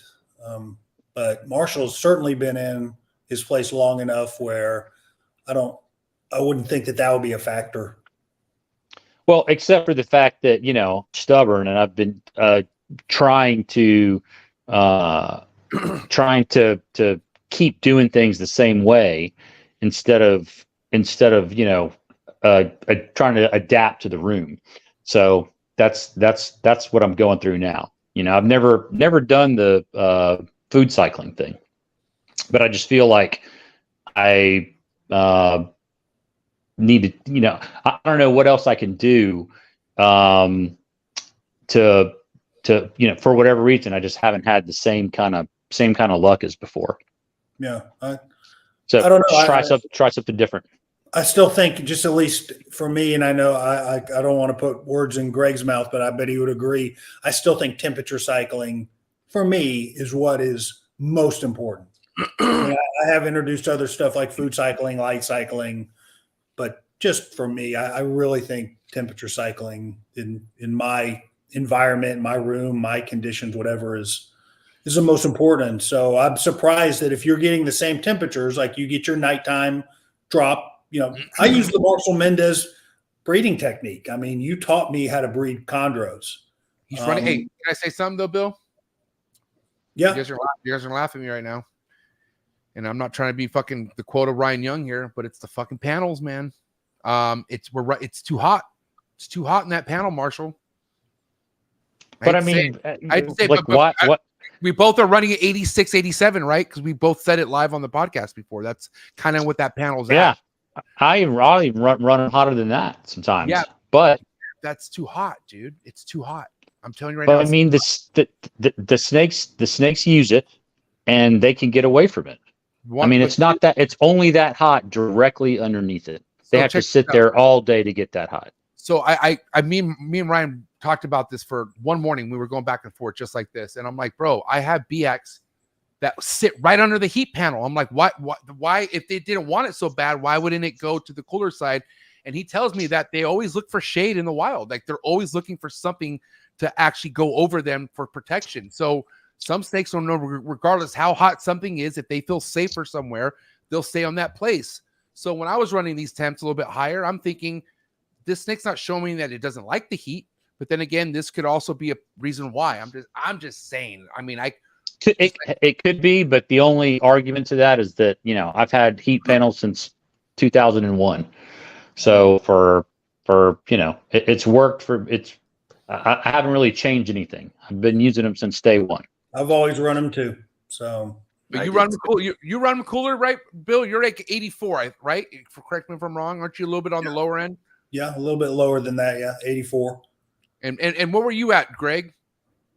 87, 88 on the hot spot was typically, where I was at. Yeah, the older and not older, but the prior generations to me ran their chondros hotter and they fed them bigger meals. That was just the way that things were done. And hell, I mean, you're talking to one of the guys here that's produced, in a series of years, more green trees than all of us put together, by a factor of many times, probably. So right. I don't know if you can just say, hey, it's the heat, it's the meals, it's who knows, man. I'm just saying it wouldn't hurt to bring it down a little bit. I think 85 is adequate, personally. Again, it depends, what do you let your nighttime temps get down to? That also matters. Yes, ambience, everything on what we're talking about too, because Marshall's room, from what I remember, was always in the 70s. I mean, I don't remember your room being too warm, but you do let your room get warm, obviously, during the summer. Like that's kind of when you actually turn all your heat panels off, right? Like you don't, right? From they just don't run as much. Oh, because it's already too warm. Yeah, right. Yeah, because it's already too warm. But I mean, I give it night drop all the time, so. Yeah, that. Go on. I'm sorry, Marshall. Just to say that's what I don't have as much control over now as I did before. So now the night drop is just, what it is, whatever it is. It's hot here. So in the summertime, that could be the difference, Marshall. If you're not getting a significant night drop, then maybe that is the issue. I'm getting more of a night drop. You're getting more I'm getting, yeah. I mean, like before, I would have it 6 months of the year. It would go to 78, and then come whatever had it marked on my calendar, and then on I'd start turning it down and whatever October, November, a couple degrees a month, and then it would get down to sometimes 72, 70, yeah, whatever. Right. So listen, guys, shout to Patrick because he just brought up a huge point, and this is what I'm going to get to right now. Patrick says cage size, ambient room temps, ventilation, perching choices, heat element, day temps, relative to night drops are all factors. So what I'm saying is, like, let's just say you have, what size are your cages, Marshall? Remind us. The adult cage that you have? 30 by 24 by 24. So not even a 3x2x2. That's like, it's more of a custom size. So smaller, a little bit It's smaller. a Vision 222. So it's actually 29 inches by 24 by 24. So if your room, right, if you got to understand like what it's under that heat panel, which could be 87 or even hotter, but for the most part it's 87. That's not that big of an enclosure where it has much of a difference on the cooler side. You know what I'm saying? Now, mind you, if you have really cold ambient temps, then they would be different. But there's not much of a different change it has from what it's underneath that panel, especially at 87. Because I mean, I'm feeling this myself after running ambience or after running panel heat so high that box gets hot, especially while in the morning. Let's say when it goes from morning to when the panels go on, right, dude, those thing goes full fucking blown, and it gets pretty hot in there until it gets to the point of 87. But I feel like it cooks that entire box. You know what I mean? Trying to get up to that heat. So that's just another thing I was thinking of as far as what kind of heat panel is going in what size caging, and for how long is this 87 staying on for, to where the snake has no choice but to stay within the heat element. You know what I'm saying? Is what I thought about. What wattage panels are you running? 40. The low Okay, one. I think mine are 30 or 35. Oh, I didn't even know you could go lower than that. I wish I could. So I got mine 40. I know I got offered from Focus Cube. Shout out to sponsor. I got offered from Focus Cube 40 or 80 or 100. I forget what the other option was, but I tried to just go with the lowest one. But even that I think is too high. I think the 40 watt, and I mean, now I know how to use it. Now I know after kind of going through some shit, but this is way overkill. 40 watt in this fucking thing is, I mean, technically way too much, but like I said, it's interesting hearing different approaches from people, that have been on the show. I mean, the temps in my room are almost to where some people would say I could just turn the panels off altogether. Yeah. Ryan would. I mean, I think it's a little bit too cool for that. I mean, the hottest it ever gets ambient is maybe like 81 or 82. And that's in like the middle of the summer. But if I jack that up a degree or two,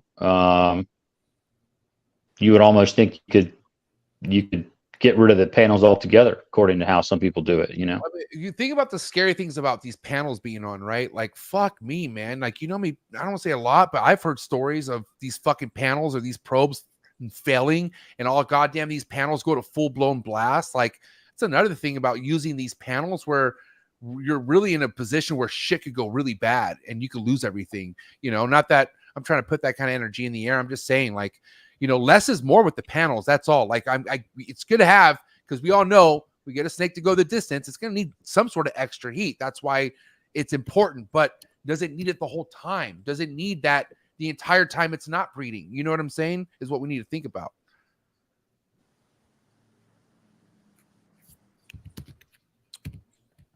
Nothing. I'm just kidding.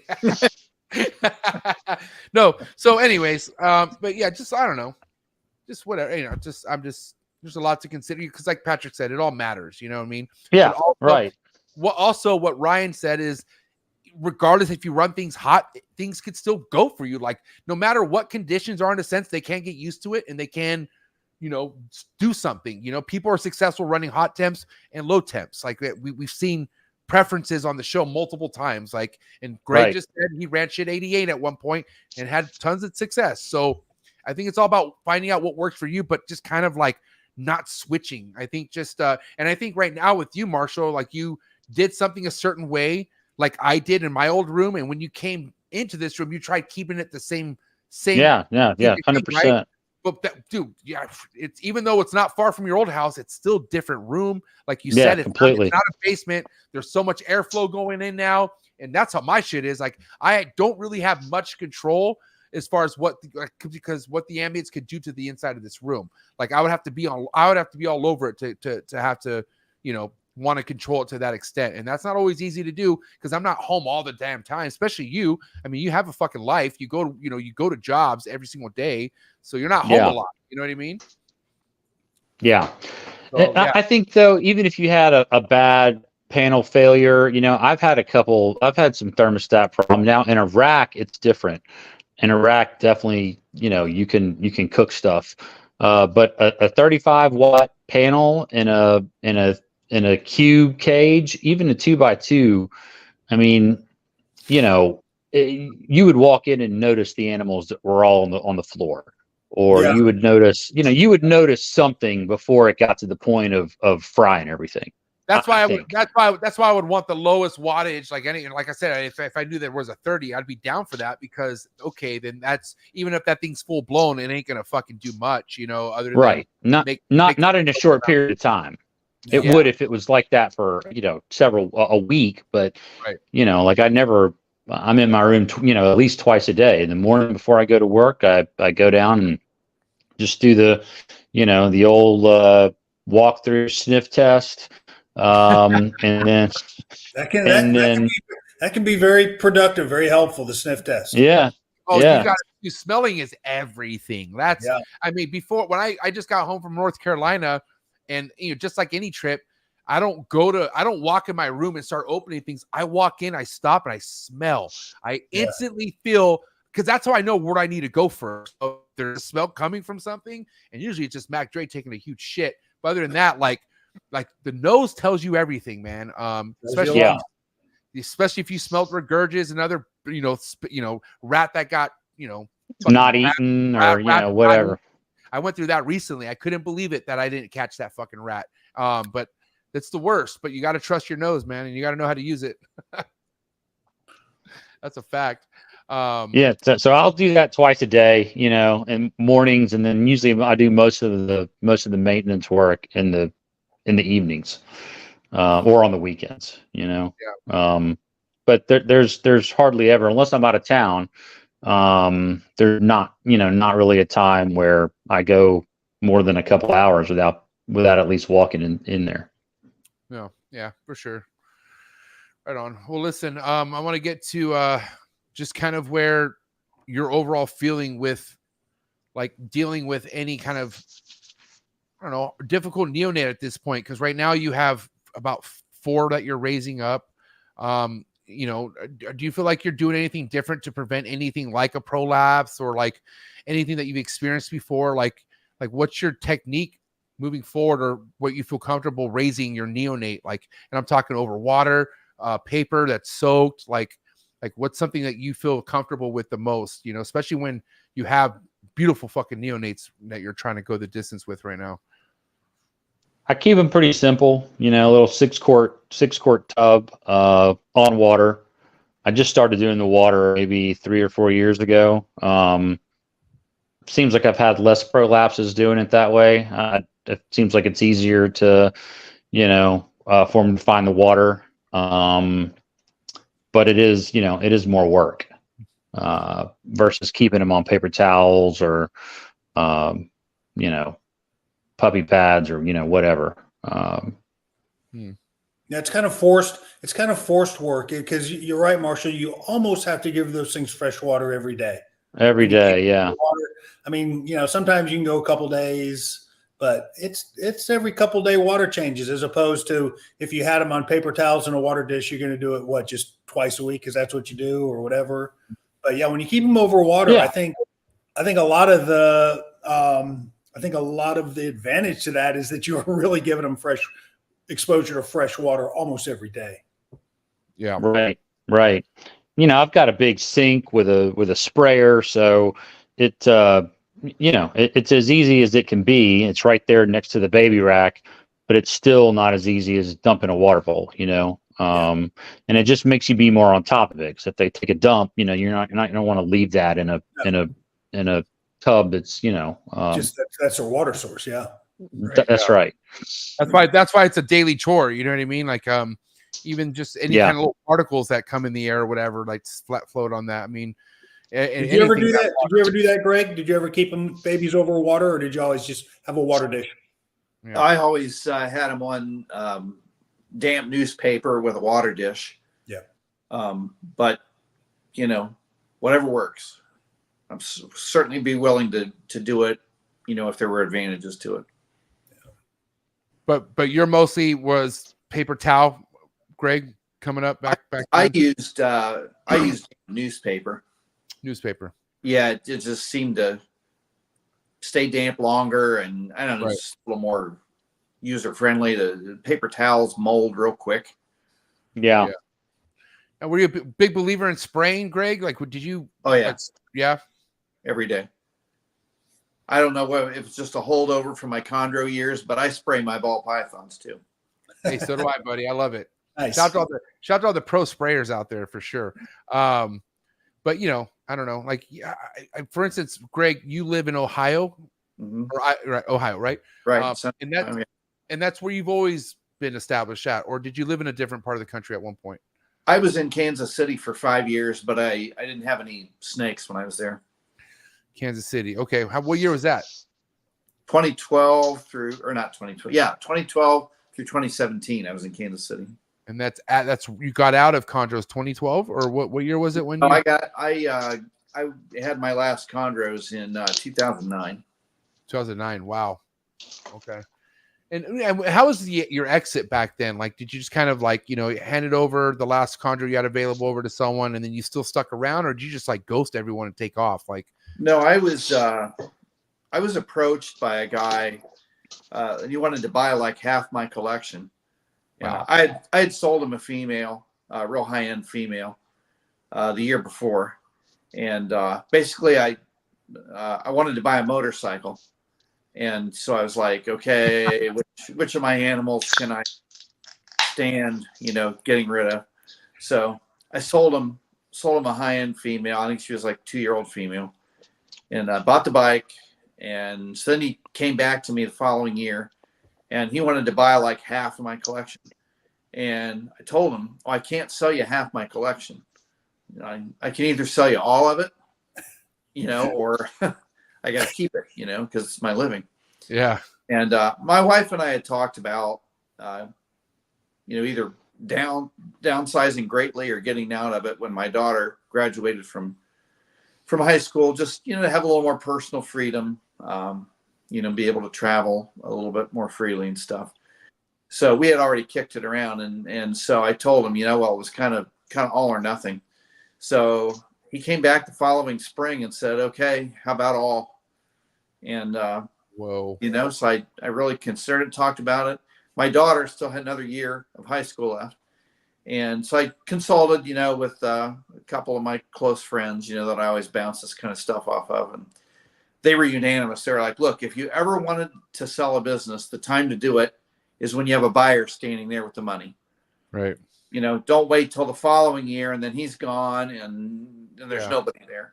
So made the decision to sell, and he bought about 85% of my collection.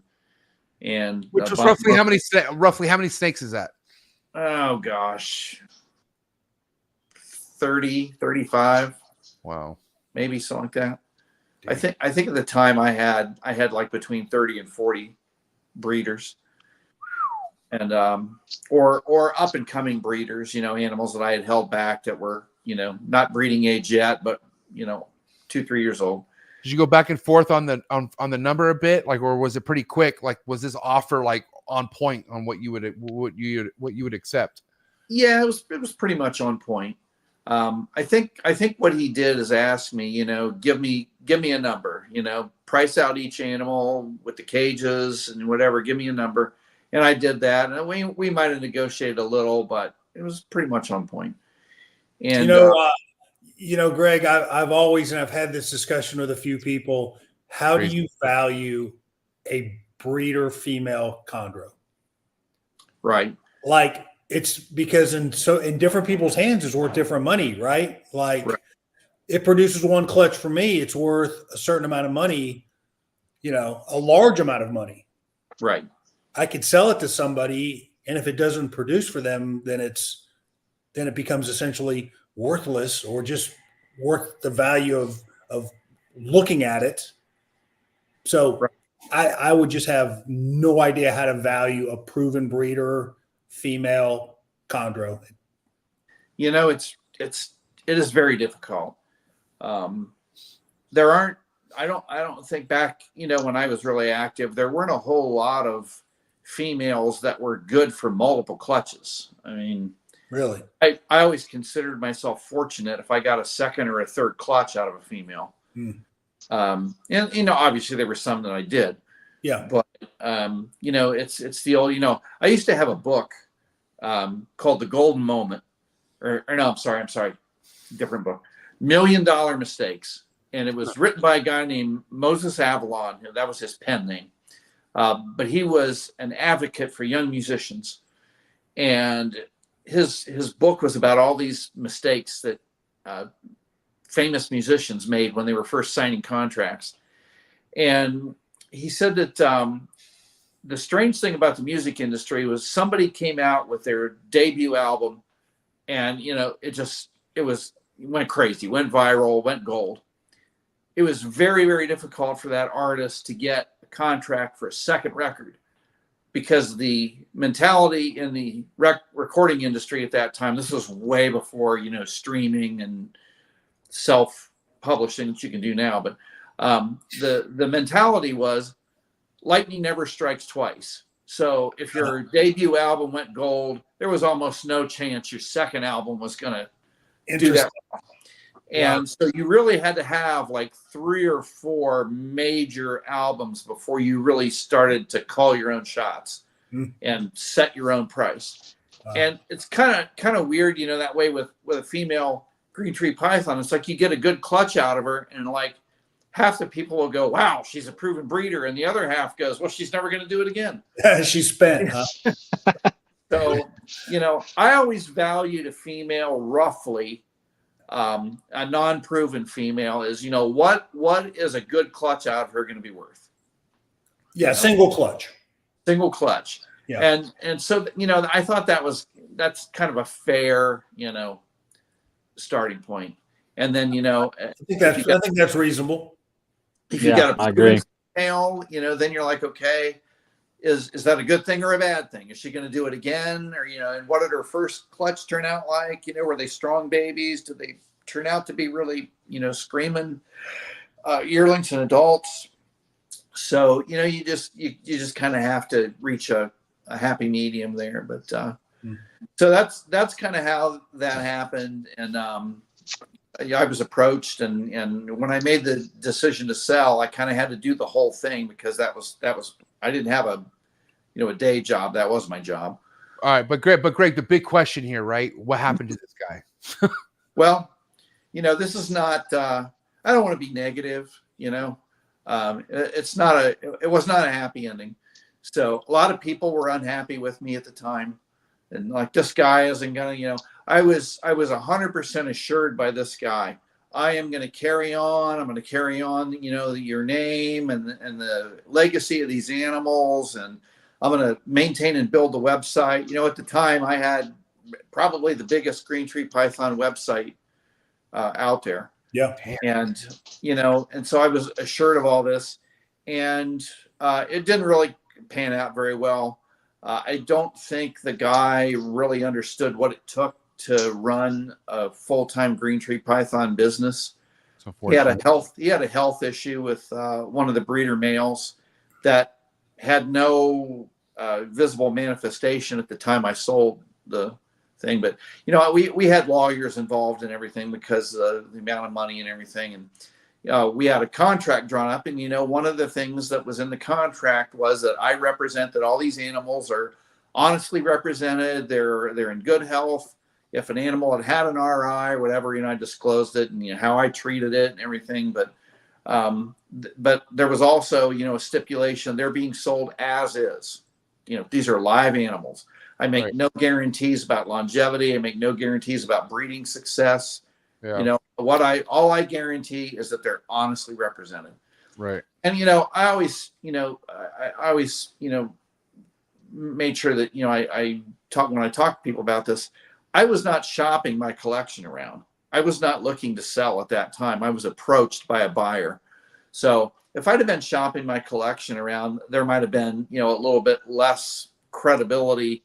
If problems arise, because then it's like, well, the guy was trying to sell stuff. He knew there was problems, but I was not shopping my collection around. This was just something that happened, came kind of sort of out of the blue, and we made a decision to do it. But he had the collection not very long. I think a year or two. Ooh, and, wow. Damn, then, that quick? Well, he moved it. Yeah, he sold it. He sold it. He sold it to a young guy down in Florida. Oh, great. And, Florida. and that guy got a hold of me. And it's same thing. You're a legend. I'm going to support this. I'm going to, your legacy and everything. And that guy actually ended up joining a heavy metal band as the guitarist, went on the road and left the animals all there to die. The group was called Fish. I don't know if you've heard of it.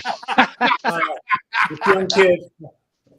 So I actually was approached by a guy who kind of became a friend of mine, but at the time I'd never met him.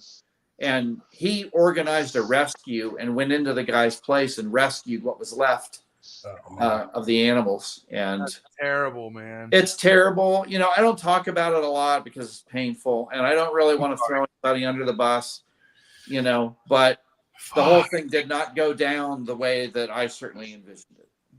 Well, it's just for people, some for people to think about, aka Marshall or Bill someday. I mean, luckily for Bill, I think I know who's taking over someday. Well, listen, I use Greg's story not infrequently to tell people that, listen, if you think you're going to be an overnight green tree breeder by buying a bunch of, high-end shit, high-end proven animals, and then all of a sudden you're just going to crank out green trees, you're sadly mistaken, because that rarely the case. You can do it with ball pythons all day long. But if you think you're going to do that route with green trees, it's going to be an expensive mistake. And I use Greg's story, and Greg's not the only person that has been on both ends of that. Other people have sold animals, other people have bought animals, and for the most part, it doesn't work out well. Right. Any adults, really. Anything. Yeah, I mean, rarely have I personally had success buying adults, Yeah. But at the end of the day, it just comes down to just, your expectations of guarantee of a health of anything that's living is not in the senses here. Like, you got to understand that shit could happen at any moment. As we know, how many times have we heard stories on this show of fucking goddamn chondros hitting the can out of nowhere? You know what I'm saying? It also just goes with anything, any living thing, though. It's not just chondros. It just happens to happen a lot with chondros. But at the end of the day, you gotta be doing it for the right reason. That's all. That's kind of what it comes down to. Right. And just don't tie your finances. Like don't rely on putting food on the table when it comes to chondros. God bless you. I don't think there is anyone that's stupid out there. And maybe if they're fucking around daydreaming it, you hear this, get that shit out of your head right now. Get your head out of the gutters, dude, for sure. Just have fun with it. Let it happen when it happens. Or at least don't make it a quick, get rich quick right scheme, Yeah, it's not that. I mean, nothing wrong with daydreaming about, assembling a large green tree collection and producing babies and selling them. I think that's still awesome. I think, it can be done. I've done it. A lot of people have done it, but the get rich quick scheme is when I just shake my head and say, I think you're never works out. Doesn't work out. Right. Every time I would get a new, baby or yearling, you know, it wasn't because I was like, oh, I got another breeder so I can make more money. It was like, these things are like crack. You know, I have it. You just wanted to have it. Yeah. Yeah. And you want it for you. It's for you. You know what I mean? It's like a personal thing. And like everyone else watching, you know, enjoy it while I keep this. And this is mine. You know what I mean? That's, you know, anything I get to, I look at it as like, this is now mine. And that's, I love it because for what it is, you know, and obviously we wanted to get to it at some point, but here's another thing about keeping chondros, you know, especially when you get them young, when you get them at a stage where there's so much change to happen, that's what makes them so fun. And that's what makes them so like not boring at all to look at, you know, and it could just be one shed, right, Bill, Marcial, and Greg, where that fucking neonate just showing an OCC, and it is insane, especially if you're getting one from the mayor. We all know how his OCCs could go super random. And he doesn't even have to be a shed. It can be come out one day. Yeah. Wow. Where did this thing come from? You close the tub and reopen it thinking you're looking at the wrong animal. That you know, and Bill, I know there's probably multiple animals you kind of wish you could have thought twice on letting go, but at the end of the day, it does make you feel good that, you know, you get a lot of people who update you with these animals and you get recent pictures and it has to feel good, you know? Oh, they're super proud of the animal, you know, and I would be too. And I'm happy for them. And I don't regret letting a lot of those animals go. It does nothing but good for the community, the person, me personally. I mean, it does great things for me to see other people have my animals that have gone through a change and the animals look badass. I mean, so I have no regrets. I'm happy every time I see it. I make fun of it. Like, oh my God, I can't believe I let this one go, but I know what I'm doing when I let him go. I mean, I do. I know what I'm doing. Mexico, here he comes. I'm just trying to go full Maxwell, you know, just sell the whole kit and caboodle.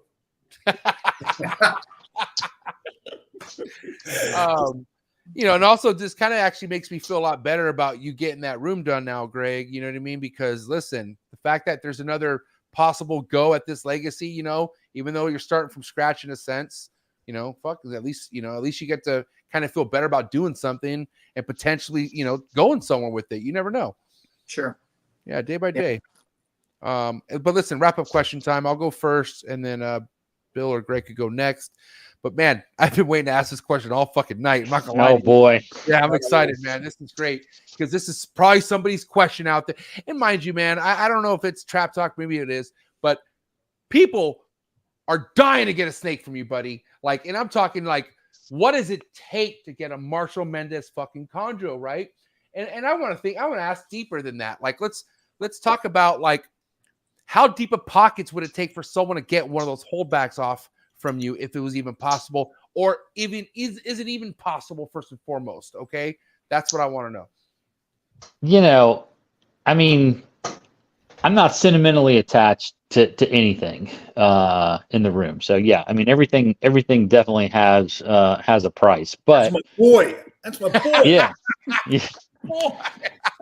But you know, I'm not to me it's like market value is I just keep them. Like why would I sell them? Like they're not like my ball pythons where I'm trying to shed them right now, you know, or shed at least, you know, I want to cut numbers down. I'm not trying to cut chondro numbers down. I'm trying to get chondro numbers up. Let's get more clear the numbers. Let's just say that you knew I was coming over, right? And you're like, damn, this guy wants to come over and probably try to buy something off of me. And I walk in with $10K in my pocket. Is that enough for maybe to get one of those off of you, or is that not enough?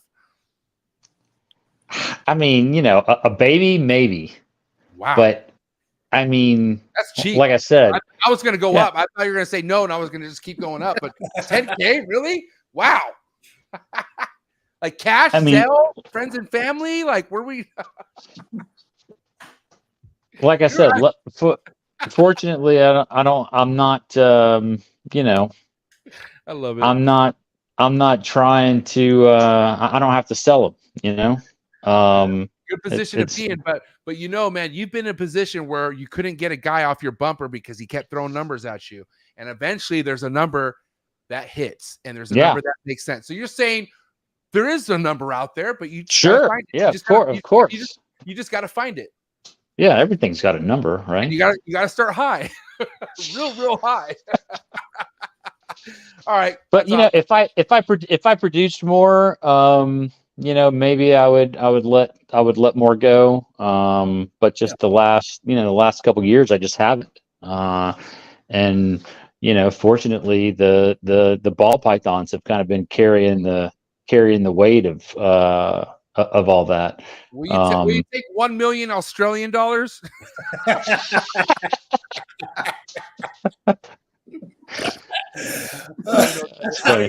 don't even know what that comes out to. I have no clue. But no, listen, at the end of the day, I know how much you love your stuff, Marcial. And I know, God forbid, if you're at a level of the mayor here pumping shit out, like, yeah, obviously you'd be, but at the end of the day, it's kind of like, the conjure gods are making you go through a little bit. So you that's right. You're still getting enough to hold back, which is better than nothing. Right. Right. Exactly. But like you said, like, you haven't had a breakout, like, holy shit, I do have a lot, because I know you're not really trying to hoard every goddamn thing, but at the end of the day, like, you're just getting what you can get, Yeah, with the chondros for sure. I mean, that's how it's been for the last 5 or 6 years. There was a while there where that's all I sold was chondros. Yeah, that's epic. But for the last as it cycles, man. Yeah, that's right. You're gonna get there again for sure. I believe in you. Me too. Yeah. All right. Greg or Bill, who wants to go next? Wrap up question.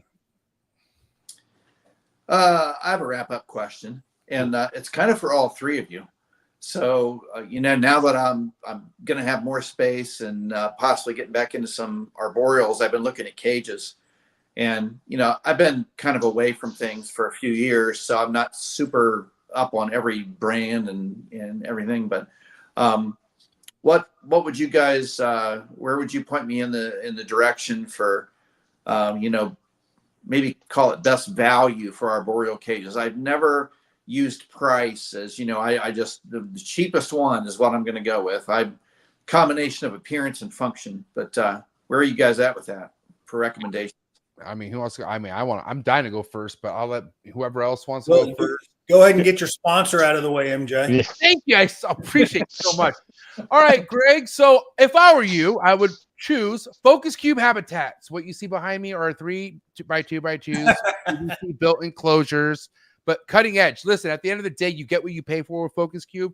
And I'm talking high quality designed PVC. The mayor will stand by me.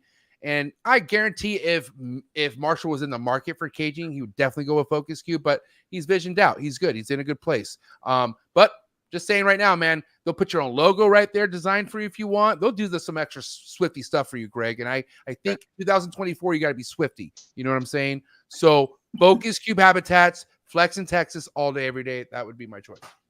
I'll check them out. Bill. Yeah, same for especially for racks too. Their rack design is really nice. They've figured out a way to get dude, fuck yeah, their rack get ventilation in there, and they just slide in and out like butter. They've got lights in their racks, which is a crazy concept, but it turns it more into like a display rack, if you can even imagine what that looks like. Yep. So yeah, we're going to be unanimous, Greg. The three of us all prefer focus cube habitat cages. Now, you did mention the one word, value. These are not value cages and racks. Okay, you're gonna be spending top dollar on them. Okay. I think they're worth it, but as you know, you can get functionality caging and racks for less money that you'll spend at Focus. I can't give you a name that would, that would do that, because I use Focus now. So I think they're worth the extra money because the quality is just incredible. The quality and the ability to customize. Yeah. And I mean, for my adults, I've used Vision for the last 20, since I got started, and but they're kind of the same thing. I'm pretty sure they're more expensive even than Focus Cubes now. They weren't like that before. But now I think a cage that I used to buy for 250, $300 is now, I mean, they're like $750, something crazy like that.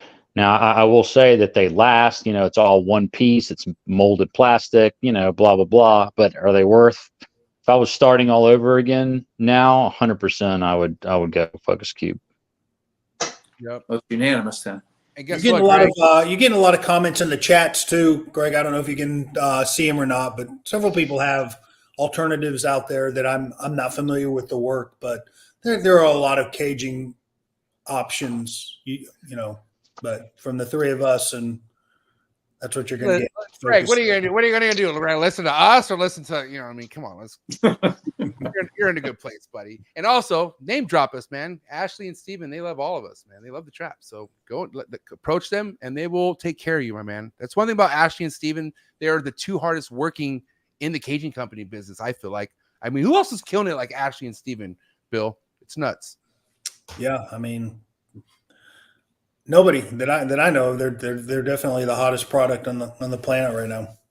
Yep. All right. So, Bill, what's your wrap up question? Well, I was going to ask Marshall something sarcastic. That's what I had in mind. Like, why? Please do. Why is he not going to Daytona? You know, what's his reason for not meeting us in Daytona in August? But through all of this, I did have a question, and I know half of the answer. How do you identify the albinos when you're looking at a baby, whether it's red or yellow? Mm. What are the identifying characteristics that you're looking for? That's 100% albino. Pupil.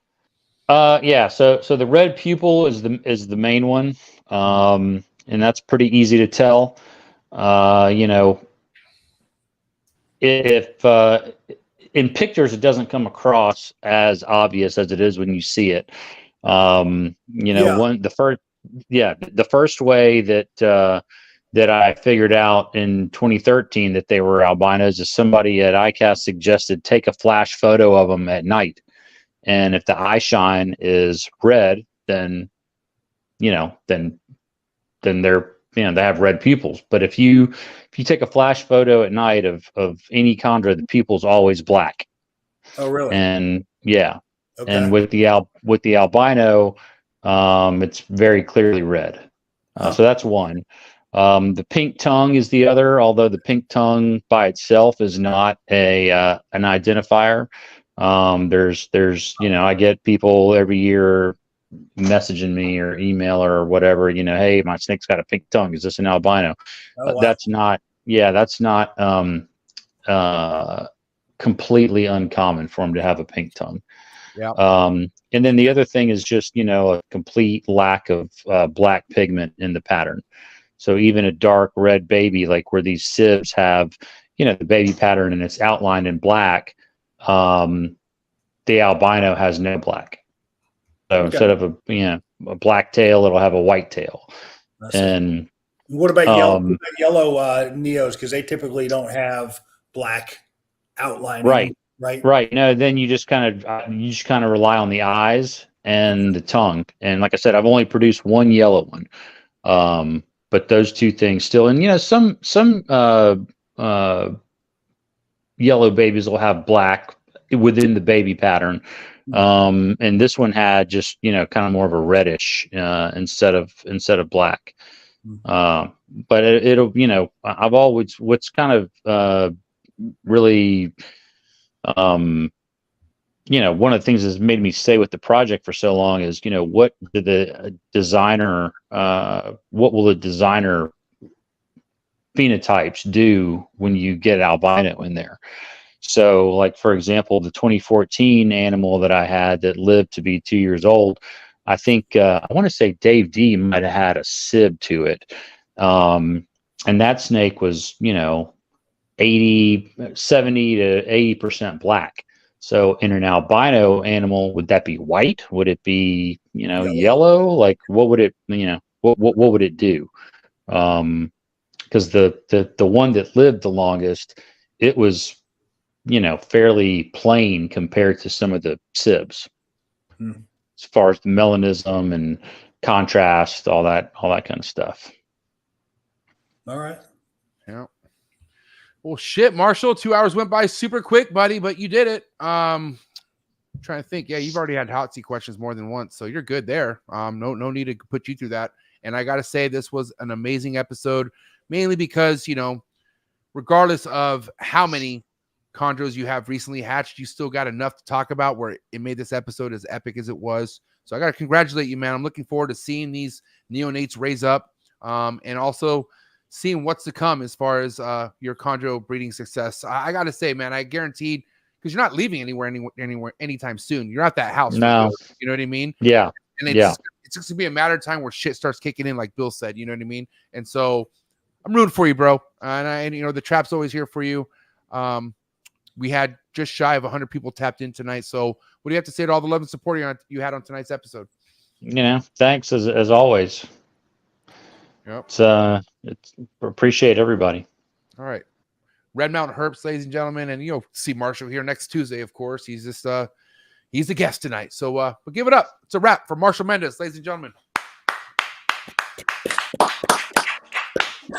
Hey, buddy. Have a good night, Marshall. Thanks. See you guys. We're gonna talk bad about you now. Yeah, please do. That guy's full of shit. Oh man, great He is full of episode. shit. Yeah. Greg, again, this was an awesome time having you be a part of this as a co-host. But let me ask you first, what do you think overall of tonight's show? And just, after everything we discussed, and I don't know, man, give us some feedback. I thought it was an awesome show. Really super honored to be here with you guys. And, this is where it's at, man. Snake guys sitting around talking about snakes. Yeah, exactly. And of course, Bill, what'd you think? How do you think Marshall did?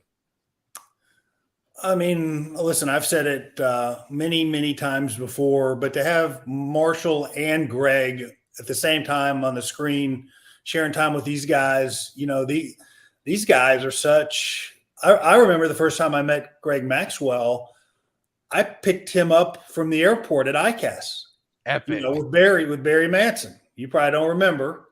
I remember I was nervous the whole way driving to the airport. Like, I'm going to get to meet Greg Maxwell. This is unbelievable. I still have the T-shirt. Do you? Yeah, I still have it too. I never wear it because I don't want to get it dirty. It's literally means that much to me. The ICAST T-shirt. So to have Greg here and to have Marshall, who I've told Marshall, I've mentioned many times, Marshall is really my number one mentor. When I got into green tree pythons, Marshall was the guy because I knew he kept ball pythons at the time. And at the time, back then, he's the only one that I can think of that kept both ball pythons and green tree pythons in the same room. And so he was really the person that I reached out to the most. And I used his formula from really day one, how to keep them and how to breed them. So, he means that much to me. I think that much of them. And so, all right, so wait, my turn for you now, Bill. Okay. Because if I would have known better, if I was this player as you, I would have wore a shirt saying I'm getting picked up at the airport from Bill Stiegel. When I first met Bill Stiegel, I'm not going to say I was nervous, but I didn't know him that well. You know what I'm saying? This guy picked me up, handed me a beer as soon as I get inside the car, right? Fresh fucking brew, bumping Dr. Dre. It was the best thing ever. And I couldn't, we became best friends right there, man. And it was the best moment ever. And I got to say, as I always say, other than the reptiles, the second best thing is all the people that we're meeting, man. And Bill's right. Having you, Greg, and Marshall, so iconic. And only because this is something for not only me, but even Bill is thrown back about having you two on the show. And I got to say that means everything. This is why it's all win-win for everybody. And Greg, I know you appreciate you being a part of all this as well. So I'm just saying it's all mutual here, buddy. So thank you so much. I appreciate it. Thank you. All right. Greg Maxwell Reptiles on Instagram. And of course the mayor, Phoenix Reptiles. But yeah, Bill, what's going on with availability right now? I mean, do you still have anything available from last year? You sold out? What's going on? Everything from last year is gone. But stuff hatching. I've got a clutch 16 babies. It's a week old and I'm about halfway through that with pre-sales and a few more clutches coming down the road here. So get on his bumper, guys. Phoenix Reptiles, hit him up. Guys, enjoy the rest of your night, but please give it up for Greg Maxwell and the mayor, Bill Siegel. It's a wrap, ladies and gentlemen. See you in Kinley, Greg. Okay. All right. Hey, have a good night, fellas. Thank you so much. Thanks, MJ. Peace. Thank you guys out there for hanging out on this awesome episode. Shout out to Marcial Mendez. Killed it, buddy. That was a great episode. If you enjoyed tonight's episode, hit the like button, hit the subscribe button. Okay. I also want to say one thing. You know, I've been kind of quiet about this, and I don't want to be quiet about this at anymore as far as you know, real recognized real type things, right? And I want to give props to another Chondro podcast that's out there, been consistent for well over a year now. They've had me on the show, and I definitely think it's worth sending some of you guys out there who's interested in getting more Chondro content, because you can't get enough of more Chondro content. And these guys are bringing good heat to the table. So shout out to the Chondro Bar Room. All right. Trav and Kino doing great things. Also successful Chondro breeders as well, doing great things by their own projects. They have Marcial Mendez on their show next week. All right. So if you want to get more Marcial Mendez too, you know, go to their podcast, check them out. All right. They're actually live right now. So if you enjoyed tonight and you want to hear more Chondro stuff, head over to the Chondro Bar Room, go check them out. Let them know that MJ sent you from the trap, and go enjoy some more Chondro content. And I just want to say shout out to those two guys. And again, this was an awesome episode. I will see you guys here tomorrow for Cush's Corner. Not me, but you'll see Stephen Cush. Stephen Cush has been killing it on Wednesdays. So shout out to Stephen Cush. And then also you'll catch Trap Talk 6 days a week. All right. And you can also listen to Trap Talk on all the major audio platforms. Don't forget. So shout out to anyone out there who listens to the audio platforms. I know there's quite a bit of you, and I appreciate all the love and support. And shout out to tonight's sponsor. All right. Again, have a good night. I'll catch you guys here on the next Trap Talk Reptile podcast. Thank you so much, Marcial. Gotta say, man, you're killing it. Have a good night, everyone, and I'm out. Cheers.